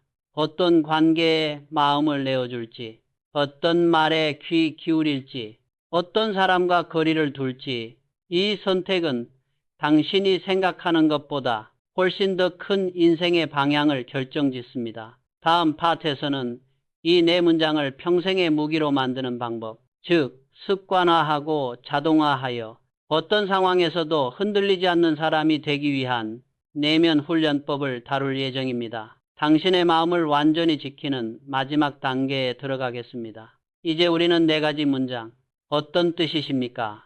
죄송하지만 한 번만 더 말씀해 주시겠습니까? 그렇군요. 그래서요? 그렇군요. 감사합니다. 이 말들이 단순히 말하기 기술이 아니라 내면의 구조를 지키는 도구라는 사실을 충분히 이해했습니다. 이제 마지막 단계입니다. 이 네 문장을 평생의 자동 반응, 즉 습관으로 만드는 과정입니다. 이 부분이 완성되면 어떤 상황에서도 감정이 흔들리지 않는 사람이 됩니다. 그 흔들림 없는 태도는 당신의 인간관계를 새롭게 재편할 것이고 당신의 일상에서 불필요한 소모가 자연스럽게 사라질 것입니다. 이번 파트에서는 이 문장들을 자동화하고 심리적 방어력을 강화하며 누가 어떤 말을 던지더라도 흔들리지 않는 마음의 시스템을 구축하는 실전 훈련법을 다룹니다. 1. 마음이 흔들리는 이유는 생각의 속도 차이 때문이다. 비아냥을 들었을 때 순간적으로 상처받는 이유는 상대의 말보다 우리의 내적 반응이 더 빨리 작동하기 때문입니다. 내가 뭔가 잘못했나? 왜 나한테 저런 말을 하지? 내 탓인가? 이런 생각들이 번개처럼 들어옵니다. 문제는 그 반응이 너무 빠르다는 것입니다. 해결책, 생각의 속도를 늦추는 대신 준비된 문장을 먼저 입 밖으로 꺼내는 것입니다. 즉, 감정이 앞서기 전에 언어가 먼저 나가도록 구조를 바꾸는 것입니다. 이것이 습관화의 첫 번째 핵심입니다. 이 네 문장을 상황별로 자동화하는 훈련법. 우리는 일상에서 반복되는 상황을 알고 있습니다. 반복되는 상황을 미리 대비하면 실전에서 즉각적으로 반응할 수 있습니다. 다음은 네 문장을 자동화하는 가장 효과적인 훈련법입니다. 1위, 어떤 뜻이십니까? 은근한 비아냥 자동 대응 훈련법. 머릿속에서 은근한 비아냥을 듣는 장면을 떠올립니다. 감정을 빼고 무표정으로 말하는 연습을 합니다. 하루에 3번 거울을 보며 말하는 것이 효과적입니다. 이 문장은 해석을 상대에게 돌려보내는 힘을 갖고 있습니다. 감정 없이 말하는 것이 포인트입니다. 밀, 한 번만 더 말씀해 주시겠습니까? 낮은 톤의 조롱의 자동 반응, 훈련법, 목소리를 낮추고 정중하게 말하는 연습을 합니다. 어조에 짜증이나 억울함이 섞이지 않도록 조절합니다. 끝을 올리지 않고 평평한 억양으로 마무리합니다. 이 문장은 비밀리에 던진 공격을 공식적인 공간으로 끌어내는 힘이 있습니다. 그렇군요. 그래서요? 노골적 비아냥의 자동 대응, 훈련법, 짧은 숨을 들이마시고 감정이 빠지도록 한 박자 쉼을 둡니다. 그래서요? 억양을 내리지 말고 평온하게 이어갑니다. 자신감 없는 태도는 효과를 반감시키므로 표정 훈련이 매우 중요합니다. 이 문장은 상대의 공격 의도를 스스로 설명하게 만드는 칼날입니다. 그렇군요. 감사합니다. 마지막 단절 문장. 자동 대응. 훈련법. 이 문장을 말할 때의 감정은 무심함이어야 합니다. 웃음, 비아냥, 빈정거림이 섞이면 오히려 싸움이 됩니다. 감사합니다의 어조를 낮추고 천천히 말합니다. 이 문장은 관계를 단단하게 정리하는 문장이며 반복적 공격을 받았을 때 가장 강력한 무기입니다. 3. 감정을 통제하기 위한 내면 호흡법. 대부분의 비아냥은 예상치 못한 순간에 들어옵니다. 그래서 준비가 되어 있어도 순간적으로 감정이 흔들리기 쉽습니다. 그럴 때 필요한 것이 한 호흡 멈추기입니다. 방법. 상대가 말을 던지는 순간 즉각 반응하지 말고 코로 천천히 짧은 숨을 들이마신 뒤 준비된 문장을 말합니다. 단 1초의 텀만 있어도 감정이 개입되지 않고 언어가 더 침착하게 나옵니다. 이건 단순한 호흡법이 아니라 감정, 언어, 시스템을 재구성하는 기술입니다. 사관계에서 흔들리지 않는 사람들의 3단계 내면 루틴. 이병철이 관찰했던 흔들리지 않는 사람들은 내면에서 다음 3단계를 아주 빠르게 실행했습니다. 2. 상황 판단. 이 말은 내 것이 아니다. 상대의 말이 나의 가치와 연결되지 않도록 선을 긋습니다. 밀, 감정 분리. 이건 저 사람의 감정이다. 말이 아니라 그 말이 나온 마음을 관찰합니다. 전언어 선택. 준비된 4문장 중 하나를 고른다. 준비된 문장이 자동으로 나올 때까지 반복합니다. 이 루틴은 시간이 지나면 자동화되고 관계 전반에서 평정을 유지할 수 있게 합니다. 오실전에서 가장 중요한 원칙. 말투보다 표정이 더 중요하다. 내 문장은 강력한 도구지만 표정이 흔들리면 효과가 절반으로 떨어집니다. 기억해야 할 표정 3가지. 감정 없는 중립 표정, 겁먹지 않은 눈빛, 억울함이 섞이지 않은 부드러운 턱선. 표정이 짓눌려 있으면 상대는 공격이 먹혔다고 느끼고 더 강하게 들어옵니다. 그러나 표정이 흔들리지 않으면 상대의 공격 의도는 순식간에 사라집니다. 6.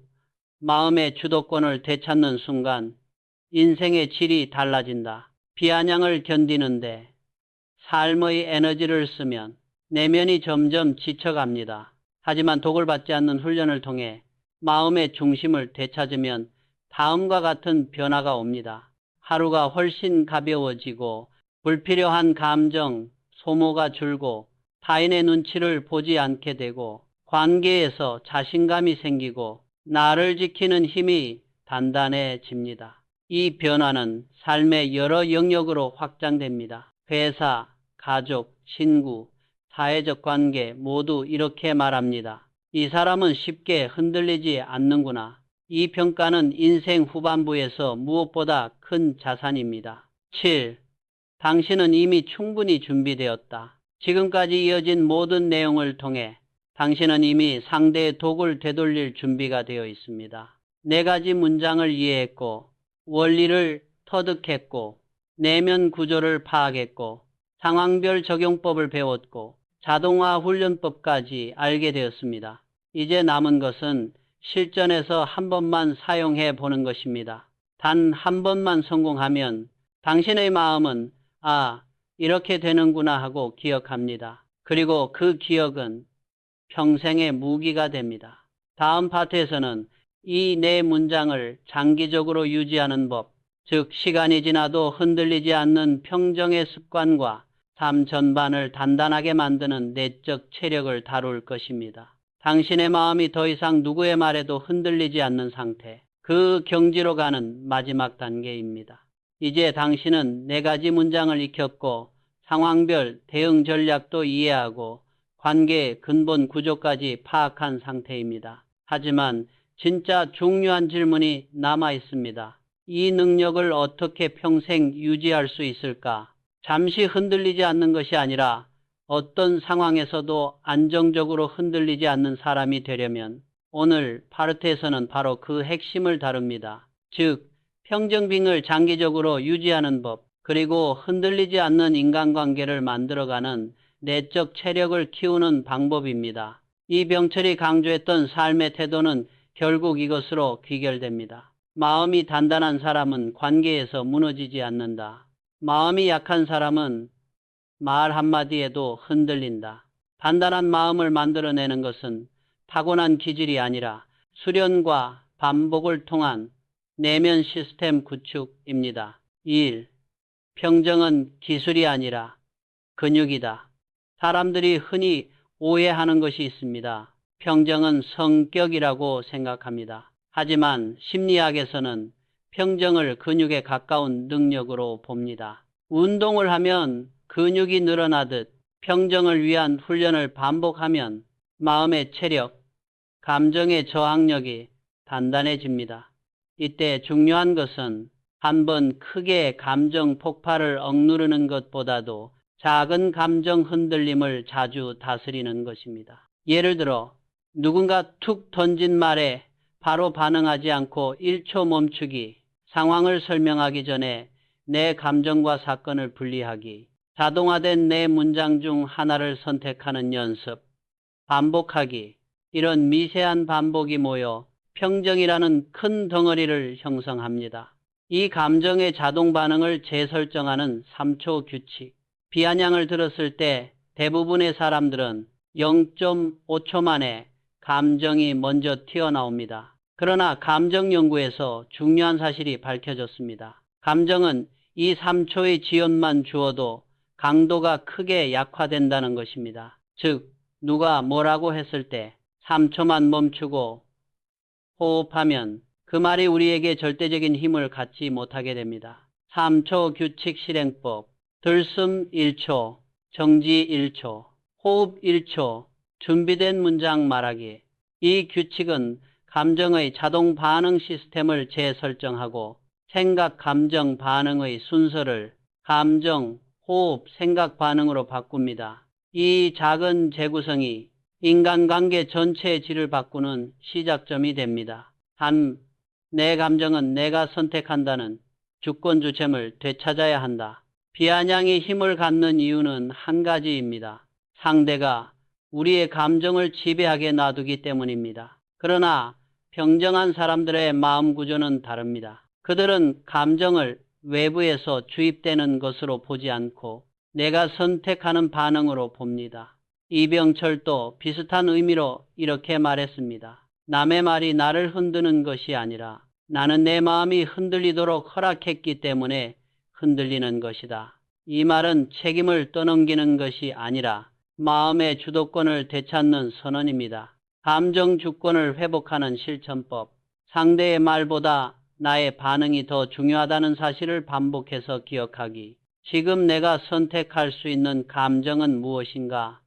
스스로 질문하기. 감정을 바로 표현하기보다 먼저 해석하기. 이 습관은 감정 폭발을 줄이고 내면의 평정도를 유지하는 데 큰 기여를 합니다. 4. 나를 무너뜨리는 말에서 거리두기를 실행하는 방법. 관계 전문가들은 말합니다. 상처는 말 자체보다 그 말에 우리가 얼마나 가까이 붙어 있는가에 달려있다. 즉, 마음속에 말이 깊숙이 자리 잡을 때 상처가 커집니다. 거리두기를 실천하는 3단계. 말과 의도를 분리한다. 이 말은 나에 대한 평가가 아니라 이 사람의 감정에서 나온 것이다. 말과 나의 가치도 분리한다. 이 말이 내 가치를 결정하지 않는다. 말과 나의 미래도 분리한다. 이 말 때문에 내 삶의 방향이 바뀌지 않는다. 이 세 가지 분리가 이루어지면 말은 흡수되지 않고 그저 흘러가게 됩니다. 5. 반복되는 관계. 스트레스에서 벗어나기 위한 내면 경계 세우기. 우리는 너무 많은 관계에서 자기 마음을 과도하게 내어주며 살고 있습니다. 그러나 건강한 관계는 경계 바운더리가 분명히 있습니다. 이 경계는 단절이 아니라 나와 상대를 적정거리에서 안전하게 유지하는 장치입니다. 내면 경계가 단단한 사람의 특징, 상대의 감정에 휘둘리지 않는다. 비난을 듣고도 자신의 가치를 의심하지 않는다. 답해야 할 말과 답하지 않아도 될 말을 구분한다. 필요할 때 단호하게 선을 긋는다. 내 문장은 사실 이 경계를 세워주는 도구들이기도 합니다. 그 중에서도 마지막 문장, 그렇군요, 감사합니다. 는 경계를 가장 명확하게 그려줍니다. 6. 감정의 체력이 강한 사람은 관계의 질이 높다. 평정은 타고난 성격이 아니라 감정, 체력, 이모셔널 피트니스입니다. 그리고 이 체력은 다음의 반복으로 강화됩니다. 불편한 말을 들었을 때 숨 고르기, 흔들리는 마음을 관찰하기, 감정 대신 문장을 선택하기, 상대의 말에 가치 부여하지 않기. 이 능력을 갖춘 사람은 삶의 대부분의 관계 문제를 스스로 해결할 수 있습니다. 심지어 마음이 단단한 사람 주변에는 비아냥을 던지는 사람들이 자연스럽게 사라집니다. 왜냐하면 그들에게서 원하는 감정 반응을 얻을 수 없기 때문입니다. 7.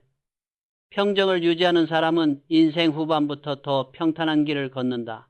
인생 중반 이후의 행복은 부나 성공보다도 불편한 관계를 얼마나 잘 관리하느냐에 달려 있습니다. 상처받지 않는 마음, 경계가 분명한 태도, 흔들리지 않는 말투, 조용하지만 단단한 존재감. 이 네 가지는 50대 이후 삶의 질을 결정하는 핵심 요소입니다. 이병철은 이를 오래전부터 꿰뚫고 있었습니다. 그래서 그는 제국을 만든 경영자이면서도 관계 앞에서는 누구보다 단호하고 담담했습니다. 그의 관계 철학은 단순합니다. 독을 받지 않으면 독은 힘을 잃는다. 다음 파트에서는 이 철학을 실제 삶 속에서 24시간 동안 유지하는 생활 루틴, 그리고 말 한마디에도 흔들리지 않는 사람들의 하루 구성 방식을 소개하겠습니다. 이제 당신은 마음을 지키는 기술을 넘어서 마음을 지키는 습관을 만들 단계에 있습니다.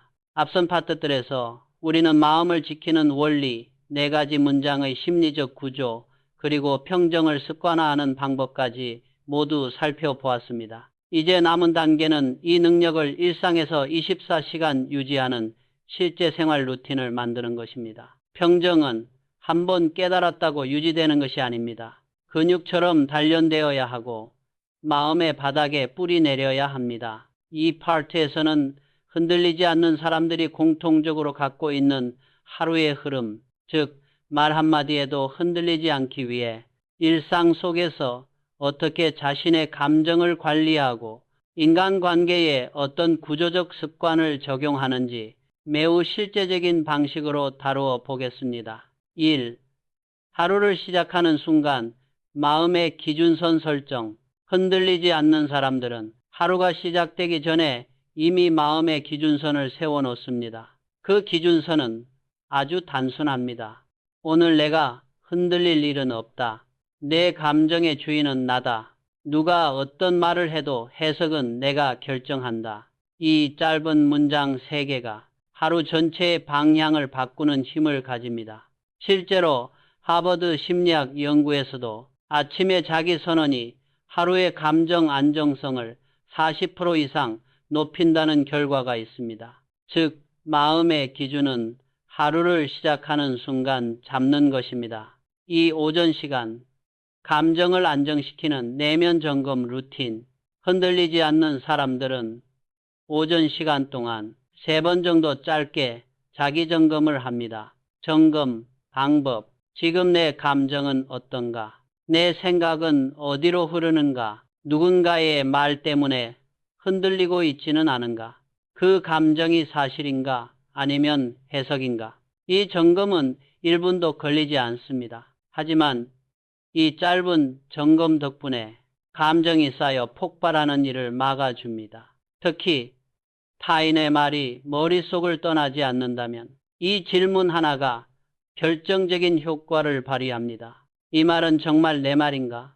이 질문을 던지는 순간 그 말은 마음 한가운데가 아니라 마음 밖으로 밀려나기 시작합니다. 3. 점심 이후 관계 스트레스를 최소화하는 거리두기 기술. 하루 중 가장 많은 인간관계 스트레스는 오후 1시부터 5시 사이에 발생합니다. 실제로 통계적으로도 직장 갈등의 60%가 이 시간대에 집중됩니다. 흔들리지 않는 사람들은 이 시간대에 의식적으로 거리두기 기술을 사용합니다. 거리두기 기술 3가지. 2. 말과 의도를 분리하기. 이 사람의 말이 아니라 이 사람의 마음이 내게 온 것이다. 밀. 말과 나의 가치 분리하기. 저 말이 내 진짜 모습을 규정하지 않는다. 즉, 감정과 행동 분리하기. 이 말에 감정적으로 반응하기 전에 행동을 선택할 자유가 나에게 있다. 이 3가지를 적용하면 상대의 말이 당신 마음의 중심까지 침투하지 못합니다. 4. 누군가가 독을 던졌을 때의 즉각적 행동 루틴.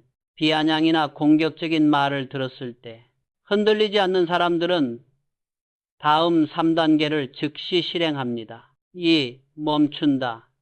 1초. 숨을 짧게 들이마시며 반응 시간을 확보합니다. 밀. 관찰한다. 1, 2초. 상대의 말이 아니라 그 말 속의 감정을 바라봅니다. 아, 이 사람 지금 질투하는구나. 이 사람 지금 불안하구나. 이렇게 관찰하면 감정이 빠르게 진정됩니다. 본. 문장 선택. 즉시 4가지 중 가장 적절한 문장을 선택합니다. 은근한 비아냥 어떤 뜻이십니까?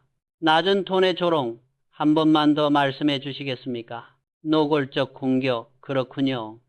그래서요. 반복되는 공격 그렇군요. 감사합니다.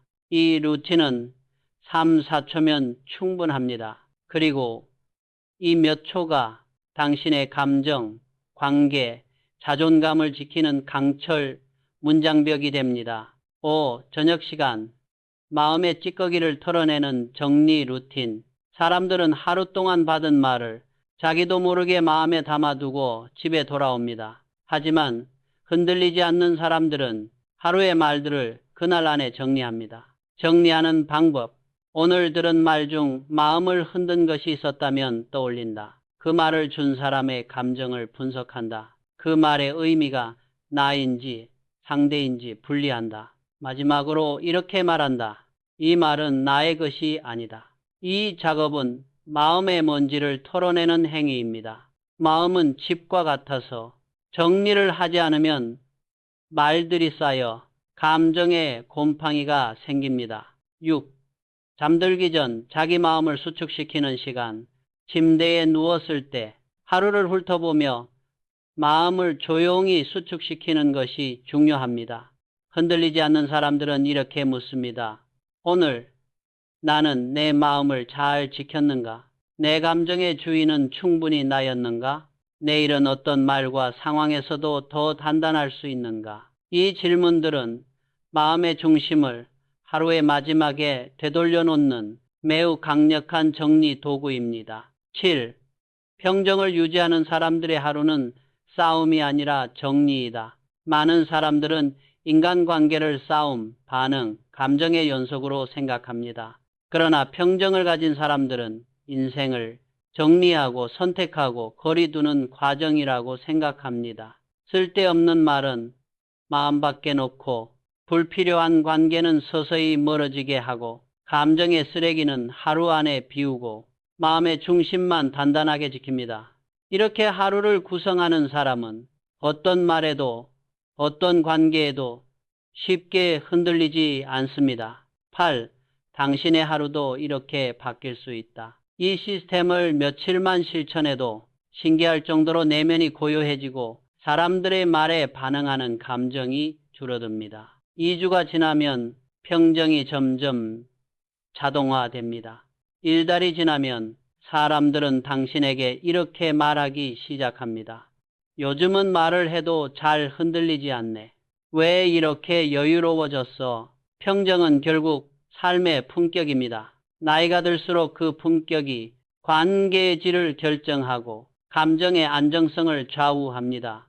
다음 파트에서는 비아냥을 넘어서 모여 무례, 무시해도 흔들리지 않는 기술, 즉 인간관계의 전반적인 공격을 단번에 차단하는 더 높은 단계의 응용법을 다루겠습니다. 이제 우리는 말 한마디에도 흔들리지 않는 마음에서 더 나아가 어떤 공격에도 흔들리지 않는 관계의 주도권으로 넘어갑니다. 이제 우리는 비아냥과 은근한 독서를 무력화하는 법을 넘어 더 큰 차원의 인간관계 문제, 즉 무시, 모욕, 경멸, 지배하려는 태도까지 다루어야 합니다. 비아냥보다 더 깊고 더 파괴적이며 더 오래 남는 상처는 바로 이 네 가지에서 나오기 때문입니다. 이번 파트에서는 어떤 공격에도 흔들리지 않는 사람들의 내부 구조, 그리고 관계를 지배하려는 사람들 앞에서도 주도권을 잃지 않는 기술을 다룹니다. 이는 단순히 말하기 기법이 아니라 정서적 지배력, 이모셔널 도미넌스를 갖춘 사람들의 사고방식입니다. 1. 인간관계 공격은 모두 힘의 위치를 겨냥한다. 무시, 모욕, 경멸, 지배하려는 태도는 모두 상대를 심리적으로 아래로 끌어내리려는 행동입니다. 겉으로는 다른 형태를 하고 있어도 근본적인 구조는 같습니다. 그 말의 목적은 너를 아래로 내려앉히겠다. 너보다 내가 우위에 서겠다. 따라서 공격의 중심은 말이 아니라 힘의 위치입니다. 흔들리지 않는 사람들은 이 힘의 위치를 절대 내어주지 않습니다. 이 공격당했을 때 흔들리는 이유는 내면의 위치가 낮아졌기 때문. 사람이 모욕을 들었을 때 상처받는 이유는 그 말 자체가 아니라 내 마음이 그 말을 받아들일 준비가 되어 있기 때문입니다. 예를 들어 누군가 넌 항상 부족해 라고 말했을 때 우리가 상처받는 이유는 그 말이 사실이어서가 아니라 우리 마음속 어딘가에 그 말과 연결되는 불안의 조각이 있기 때문입니다. 그러나 내면이 단단한 사람은 그 말이 마음에 닿기도 전에 튕겨냅니다. 왜냐하면 그들은 이렇게 생각하기 때문입니다. 저 말은 나를 향한 것이 아니라 저 사람이 가진 불안의 모양일 뿐이다. 이 관점을 갖는 사람은 말 자체가 아니라 말의 근원을 바라보기 때문에 흔들리지 않습니다. 3.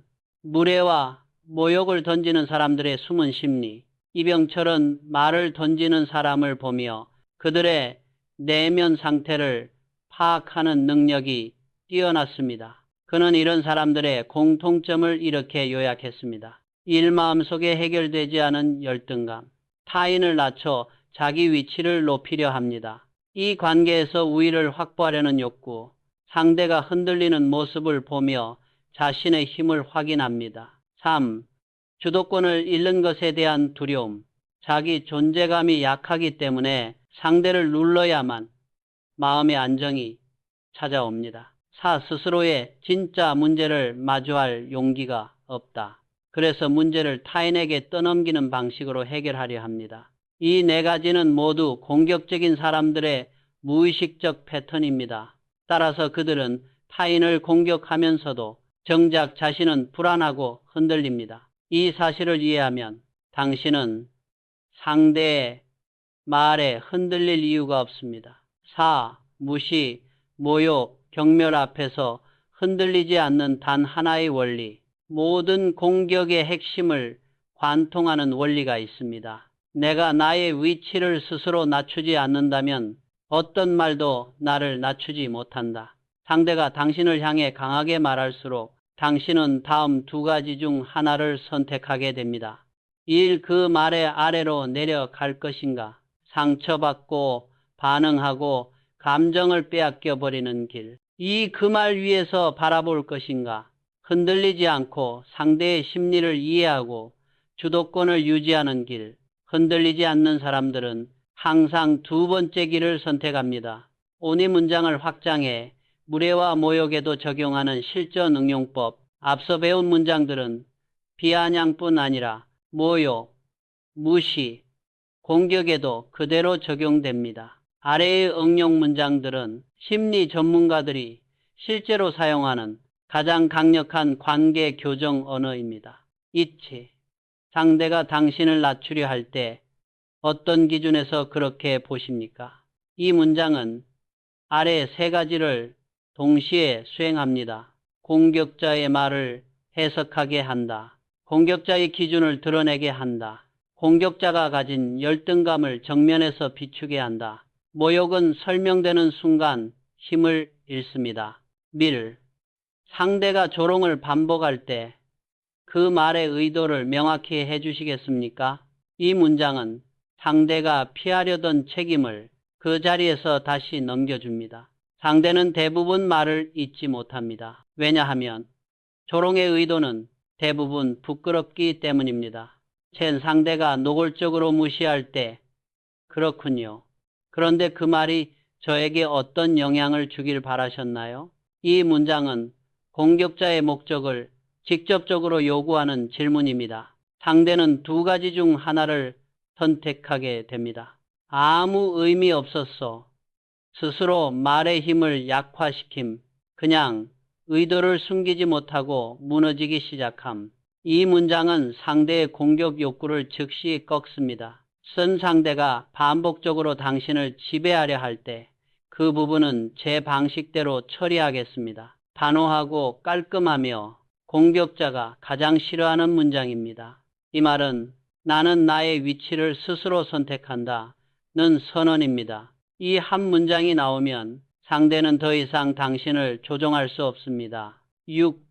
무례를 멈추게 하는 가장 강력한 무기는 차분함이다. 격하게 반응하면 상대는 당신을 잡을 수 있는 상대로 인식합니다. 그러나 당신이 차분하면 상대는 매우 불편해집니다. 왜냐하면 자신의 공격이 아무런 결과도 만들지 못하기 때문입니다. 심리학에서 이를 공격자의 동기, 약화, aggressive motivation라고 부릅니다. 쉽게 말해 당신에게서 얻을 게 없다는 걸 깨닫는 것입니다. 그 순간 공격자는 흥미를 잃고 멀어져 갑니다. 7. 단단한 사람은 싸우지 않고 승리한다. 흔들리지 않는 사람들은 목소리를 높여 싸우지 않습니다. 상대를 설득하려 하지도 않습니다. 자기 진가를 증명하려 하지도 않습니다. 그 대신 감정을 통제하고 표정을 비우고 질문을 던지고 주도권을 지키고 말 대신 태도를 말하게 합니다. 이 태도가 상대를 압도합니다. 상대는 결국 이렇게 느낍니다. 이 사람에게는 공격이 통하지 않겠구나. 이 깨달음이야말로 어떤 말보다 강력한 침묵의 승리입니다. 8. 마지막으로 잊지 말아야 할 진실. 공격하는 사람의 말은 그 사람의 마음에서 나온 것입니다. 당신의 마음에서 나온 것이 아닙니다.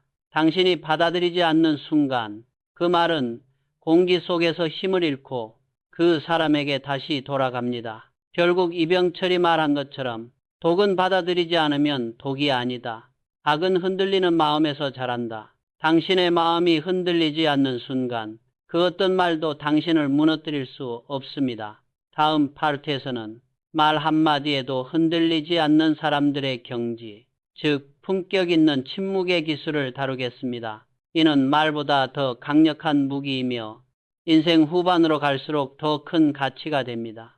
지금까지 우리는 상대의 독을 되돌리는 기술, 관계의 주도권을 지키는 기술, 마음의 평정을 단련하는 기술을 배웠습니다. 하지만 인간관계에서 가장 강력하면서도 가장 오해받는 기술이 하나 남아 있습니다. 바로 품격 있는 침묵의 기술입니다. 많은 사람들은 침묵을 약함으로 착각합니다. 말을 하지 않는 사람을 대응을 못한다, 기죽었다, 당한 거다 라고 생각하기도 합니다. 그러나 관계의 본질을 깊이 들여다보면 정반대입니다. 품격 있는 사람들은 말보다 침묵을 더 강력한 무기로 사용합니다. 말로 이기는 것보다 침묵으로 상황 전체를 통제하는 것이 더 큰 힘을 발휘할 때가 많습니다.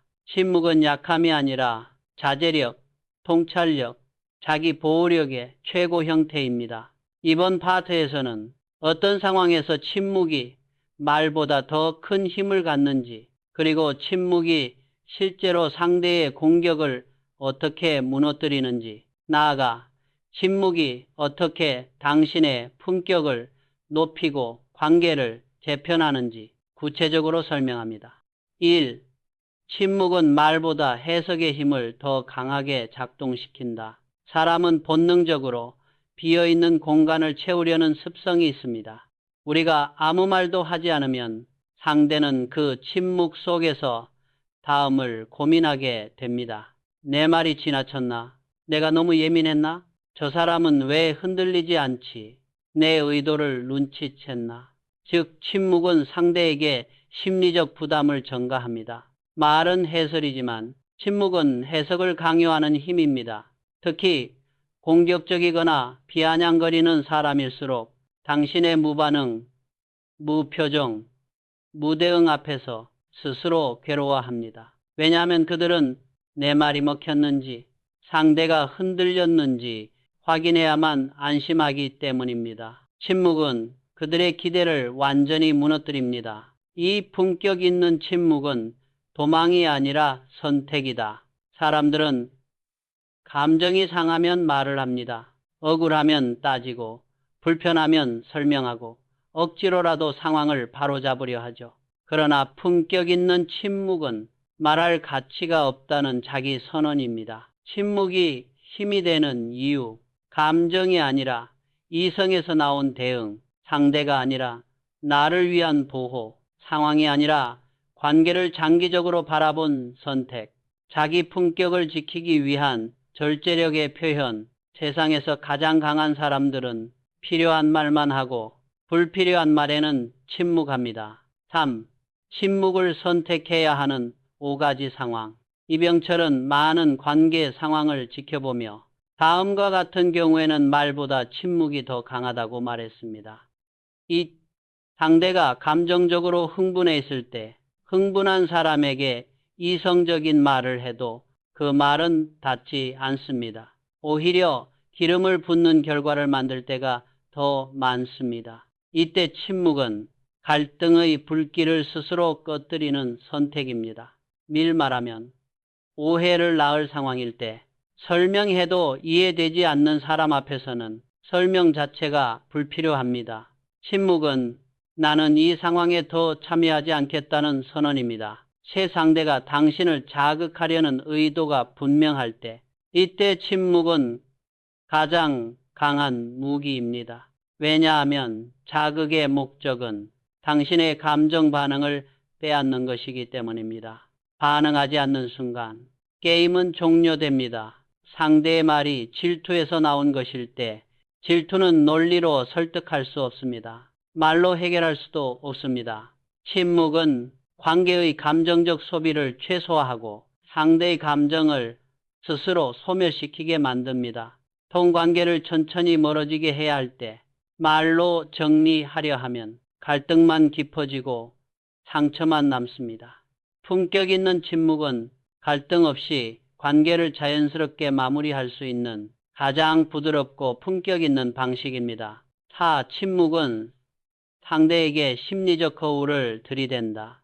누군가가 고의적으로 비아냥거렸을 때 당신이 말로 대응하면 상대는 내가 이 사람을 흔들었다고 착각합니다. 그러나 침묵을 선택하면 상대는 자기 행동을 스스로 바라보게 됩니다. 심리학에서는 이를 거울 효과, 미러링 이펙트라고 부릅니다. 즉, 당신의 침묵은 상대에게 그의 행동을 그대로 되돌려 보여주는 거울입니다. 말을 하지 않아도 상대는 당신의 태도를 통해 자신의 무례함을 깨닫게 됩니다. 5. 침묵은 품격을 만든다. 말이 많을수록 설명해야 할 것도 많아지고 오해도 생기고 감정 소모도 커집니다.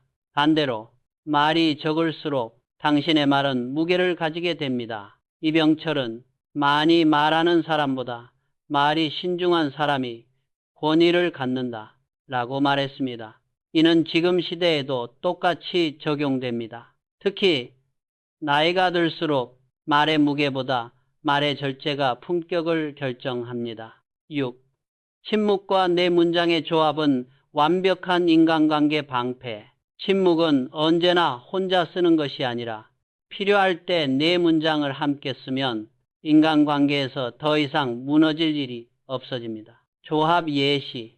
먼저 침묵으로 상대의 의도를 관찰한다. 필요할 때 어떤 뜻이십니까? 로 해석을 요구한다. 상대가 수위를 높이면 그래서요 로 의도를 꺾는다. 마지막까지 반복되면 감사합니다로 관계의 선을 그린다. 이 구조는 어떤 성격의 공격에도 완벽하게 대응할 수 있는 시스템입니다.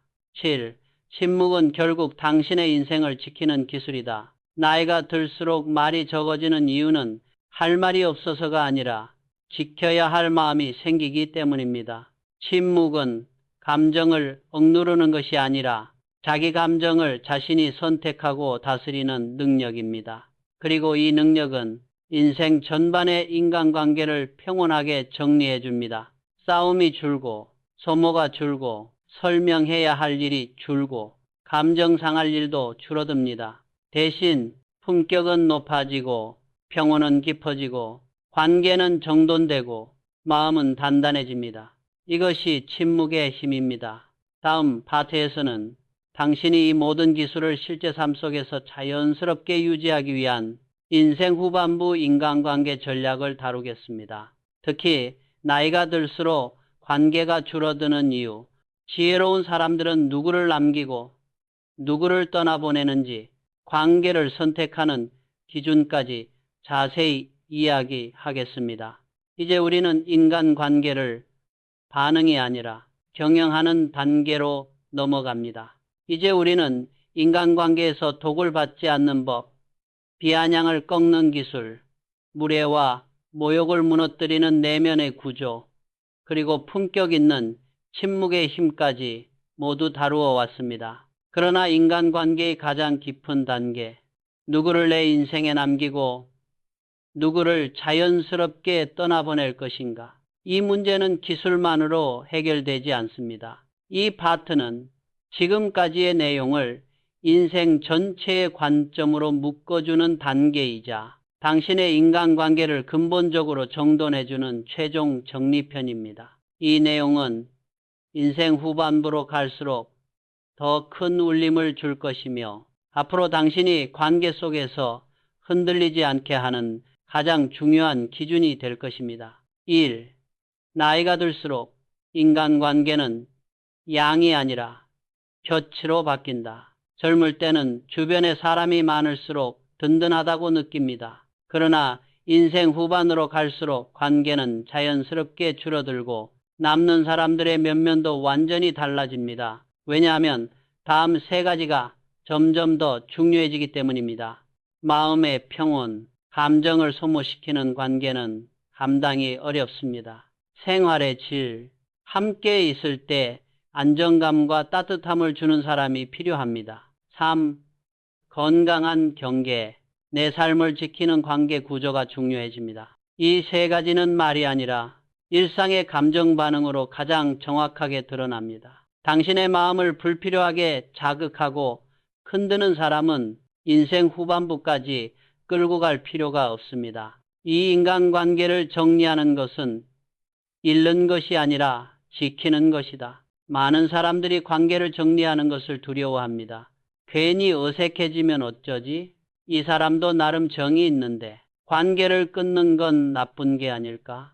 그러나 심리학에서는 분명히 말합니다. 정리가 없는 인간관계는 결국 나를 잃는 길이다. 독을 만드는 사람이 주변에 많을수록 심리적 소모는 눈덩이처럼 커지고 생활의 질은 급격히 떨어집니다. 관계를 정리하는 것은 상대를 버리는 것이 아니라 나를 잃지 않기 위한 선택입니다. 3. 인생 후반부에 반드시 곁에 두어야 할 사람. 5가지. 이병철은 사람을 볼 때 능력보다 태도를 먼저 보았습니다. 관계도 마찬가지입니다. 다음 5가지 유형은 반드시 곁에 두어야 합니다. 1. 말이 단단한 사람. 상대의 뒷말을 하지 않고 관계를 지켜주는 사람. 2. 당신의 기쁨을 함께 기뻐해 주는 사람. 질투가 없는 사람은 마음이 넉넉한 사람입니다. 3. 당신의 슬픔을 가볍게 만들지 않는 사람. 감정을 존중해 주는 사람은 귀한 사람입니다. 4. 당신의 성장에 불편함을 느끼지 않는 사람. 성장을 축하해 줄 수 있는 관계는 오래갑니다. 5. 침묵도 편안한 사람. 말이 없어도 불편하지 않은 사람은 당신과 마음의 결이 맞는 사람입니다. 관계는 많을 필요가 없습니다. 이 5가지 유형 중 단 한 명만 있어도 인생은 단단해집니다. 4. 반대로 서서히 거리를 둬야 할 사람 5가지. 반드시 싸워서 끊을 필요는 없습니다. 관계는 자연스럽게 멀어지면 됩니다. 다음 5가지 유형은 당신의 마음을 가장 크게 소모시키는 사람들입니다. 이 질투가 많아 당신의 성장을 불편해하는 사람. 그들은 당신을 끌어내립니다. 이 다른 사람을 자주 험담하는 사람. 언젠가 대상이 당신이 됩니다. 3. 은근한 비아냥을 습관처럼 사용하는 사람. 이들은 남의 평온을 뺏어야만 마음이 안정됩니다. 존재만으로도 당신을 긴장시키는 사람. 몸이 먼저 반응하는 관계는 건강하지 않습니다. 5. 미안하다는 말을 할 줄 모르는 사람. 관계는 대등해야 지속됩니다. 이 관계들은 언젠가 반드시 당신의 감정적 건강을 해치게 됩니다. 5사람이 떠나는 것은 실패가 아니라 자연이다. 한때 가까웠던 사람이 떠나도 괜찮습니다. 오래 알고 지낸 사람이 멀어져도 자연스러운 일입니다. 관계는 시간에 따라 변하고 사람의 마음도 달라지기 때문입니다. 이병철이 생전에 남긴 말 중 유명한 문장이 있습니다. 사람은 인복가름으로 사는 것이 아니라 인관연권으로 산다. 즉 사람의 복이 아니라 사람을 관리하는 방식이 인생을 결정하는 것입니다. 좋은 관계는 지키고 나쁜 관계는 흘러가게 하고 독을 만드는 사람은 거리를 두고 마음을 지키는 사람만 곁에 두어야 합니다. 이것이 인생을 단단하게 만드는 관계 철학입니다. 6. 인생 후반부에 가장 중요한 것은 적을 만들지 않는 것이 아니라 나를 지키는 것. 사람들은 가끔 이렇게 말합니다. 적을 만들지 마라. 모나게 굴지 마라. 웬만하면 참고 넘겨라. 하지만 이런 말은 절반만 맞습니다. 현명한 사람들은 적을 만들지 않으려 하기보다 내 마음이 무너지지 않도록 나를 지키는 데 집중합니다. 나를 지키는 과정에서 적이 생기지 않는 것이 가장 이상적입니다. 그러나 어떤 사람들은 당신이 아무 잘못이 없어도 질투하고 왜곡하고 공격하고 비아냥을 던집니다. 그런 사람들 앞에서 우리는 절대로 바닥으로 내려갈 필요가 없습니다. 당신은 이미 배웠습니다. 어떤 뜻이십니까? 죄송하지만 한 번만 더 말씀해 주시겠습니까? 그렇군요. 그래서요? 그렇군요. 감사합니다. 이 네 문장은 당신을 지키는 방패이자 관계를 정리하는 칼입니다. 7. 앞으로의 인생에서 기억해야 할 단 하나의 원리. 이 모든 파트를 관통하는 원리는 단순합니다. 내 마음에 들어오게 할 말과 관계를 내가 선택한다. 다른 사람이 던지는 독은 당신이 받아들이지 않는 순간 독이 아닙니다. 이병철이 말한 마지막 진실이 바로 이것입니다. 악은 받아주는 사람이 있을 때만 자란다. 당신이 더 이상 받아주지 않는다면 그 악은 그 자리에서 힘을 잃고 결국 만든 사람에게 돌아갑니다. 8. 이제 당신의 마음은 전혀 다른 경지에 서 있다. 당신은 초반의 단순한 대응 기술을 넘어 말 한마디에도 흔들리지 않는 구조를 만들었고 관계를 경영하는 기준도 갖추었고 평정을 장기적으로 유지하는 방법까지 익혔습니다. 이제 누가 어떤 말을 하더라도 당신은 흔들리지 않을 수 있습니다. 왜냐하면 그 말의 의미를 스스로 결정할 수 있게 되었기 때문입니다. 그리고 이것이야말로 성숙한 인간관계의 최종 단계입니다. 마지막 파트입니다. 이 긴 여정을 함께 걸어온 당신의 내면은 이미 이전보다 훨씬 단단해졌습니다.